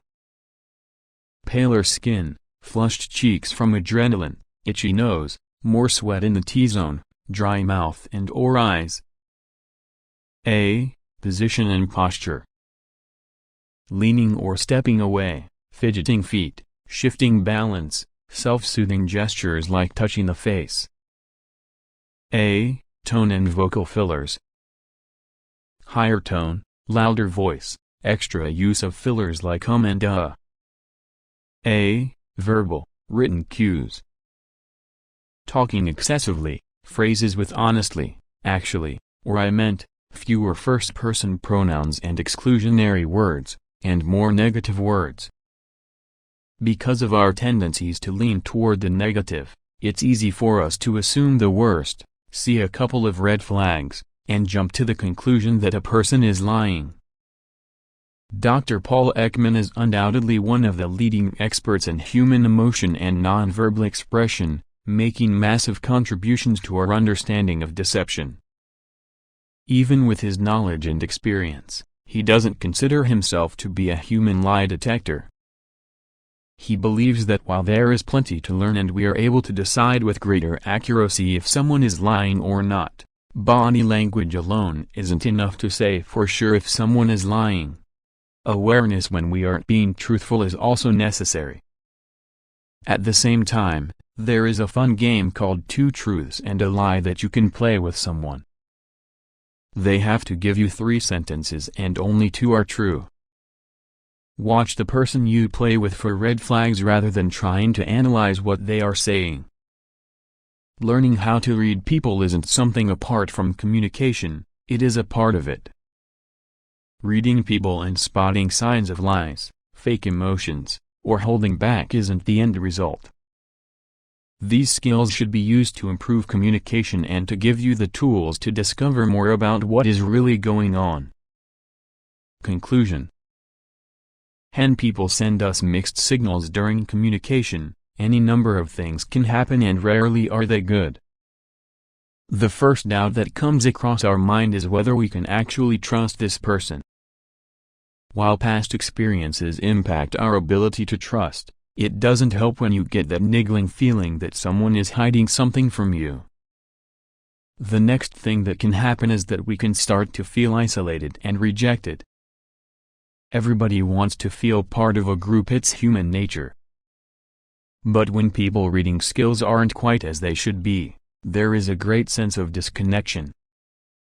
It becomes easier to withdraw than to put yourself in situations where all you feel is self-doubt. Many times I hear people say that they wish they had the ability to read people's minds to understand exactly what they were thinking. MRI scans have been able to give us a clearer image of brain activity and emotions, but until we are all walking around with MRI scans continuously providing others with information, we are going to have to rely on a different type of sciencia kinesics. On a very basic level, we need to understand the benefits of kinesics, or reading people, from 2 points of view. What you have discovered in this book is going to help you to better understand how people are genuinely feeling. Sometimes, they aren't even aware of their own emotions, other times they don't feel comfortable enough discussing how they feel. Today, there are still plenty of social norms that prevent us from expressing who we are. The second crucial benefit is that you will now be more aware of your own body language and social cues, as well as how they can affect others' response to you and how they view you. The end result is that both parties in a conversation can fully understand the spoken message and any clues behind the words that are often withheld. Observation is what will enable you to take conversations to a deeper level, and this is going to have a profound impact on your personal, social, and professional life. Just recently, I was talking to a person who had been called back to the doctor because of some concerning results. Having a good awareness of her baseline, I knew that there wasn't much that bothered her. She was an energetic person who saw obstacles as a way to challenge herself. Even in this conversation, her words matched her usual attitude to life. Oftentimes, when a person comes to us with a problem, we want to jump in and offer a solution, perhaps not always actively listening to what is being said. Other times, we unconsciously mimic their body language. In the case of my friend, this would have involved me copying her energy and positivity. However, by taking a step back and watching what her body language said, I was able to see what was really happening. The first thing that struck me was how wide her eyes were, a classic sign of fear. She spoke faster than usual, which was a cause for concern because, from her baseline, I knew she spoke faster than most. Then there was her smile. The corners of her lips were raised but her eyebrows were slightly lower than normal. She was sad but trying to paste on a smile to show she was okay. This was my trifactor, my cluster. One sign alone is never enough to indicate the true message a person wants to get across. But that crucial step back was enough to realize that my friend, though probably for self-preservation, wasn't communicating exactly what was going on. Had I missed these signs, I might have made the mistake of copying her false positivity. Instead, I was able to remind her that everyone had the right to feel however they want to feel and own those feelings. And that is when she opened up. Due to the extent of body language and the possible differences, it's impossible to create one cheat sheet that reveals all the answers. Body language is just too complex for that. If you only take the eyes as an example, we can see how essential it is to continuously practice the skill of reading people. There has been a lot of focus on eye contact and its importance. Too much and it's seen as dominating, too little and there seems to be a lack of confidence. If you blink too quickly, you could be uncomfortable or stressed. But because lying increases stress, you could be excessively blinking because of dishonesty. If someone is staring at you, perhaps they are angry, perhaps they are lying, or maybe they are attracted to you but getting the rest of the signals wrong. Squinted eyes could indicate that a person doesn't agree with what you are saying, but they may have also simply forgotten their glasses. That doesn't mean to say there is no point in practicing these skills. It's normal that at the beginning, the idea of reading each part of the body and having so many variants is overwhelming. Of course, if you walked into a room of complete strangers, you would be lost taking in all of the body language, more so if you haven't been so aware before. You will be amazed by how good your people reading skills are now just by observing someone you are close to. Even though you have never sat down and watched this person's gestures, you will have a good idea of how they physically interact and when they are not feeling themselves. The difference now is that rather than just noticing the changes, you will understand why these changes occur. Once you start to detect what your loved one's body language is telling you, it becomes less daunting when you face other social situations, whether that's with close contacts or new acquaintances. Remember that while we want to observe the facial expressions, micro-expressions, limbs, and posture, effective people reading is all about the bigger picture. This includes social distance, tone of voice, paralanguage, and physical touch. Above all, this then has to be put into context. Culture plays a huge part in reading body language. What may be normal for you in terms of personal space and physical touch may be very different for someone from a different part of the world. Age in the relationship will also have an influence. The social cues that you see from your parents won't be the same as those from your boss, and vice versa. This is because your relationship with your parents will be more relaxed and comfortable than with your boss, at least in most cases. Reading the body language of children and teenagers can be more challenging than when observing adults because in most cases, their emotional intelligence is not at the same level. Conditions like autism spectrum disorder, ASD, and attention deficit hyperactivity disorder, ADHD, are just two examples of when body language and reading social cues will be more challenging. While we are used to associating these conditions with children, there are a lot of adults who are trying to navigate their symptoms. There are also a lot of adults who have gone undiagnosed. It's not possible to read these people in the same way as you would a typical adult. The point will always go back to these crucial yet fundamental points of baseline, clusters, and context. After understanding everything from the eyebrows to the feet, and the possible cues that each body part could be signaling, now is the time to take that learning and apply it to individuals in your life. It's the moment to look at the entire person so as not to confuse one gesture with other possible meanings. Finally, it's about making sure that what you have discovered so far fits the context. It can be quite surprising to see how a person changes one from the setting to the next. From here on in, the aim is not to abandon the words you hear. Instead, your task is to now fully and actively listen, and this means taking in the words and all of the tiny details a person gives away. It's to abandon the possible biases and assumptions that could exist and observe, even absorb, all that is in front of you. Within a short time, it won't only be you that appreciates the difference. It may sound unbelievable, but this difference is possible within a matter of days. In this short time, I hope I can ask one thing of you. Authors depend on reviews in order to continue writing content that is valuable to readers. A review on Amazon, even a short one, will help me gain a greater insight into what readers need to improve their communication skills and strengthen relationships. But reviews on Amazon go beyond the author's need. As you share your opinions, the information you have discovered, and the changes people reading skills have made to your life, others get to realize that the same possibilities are available to them too.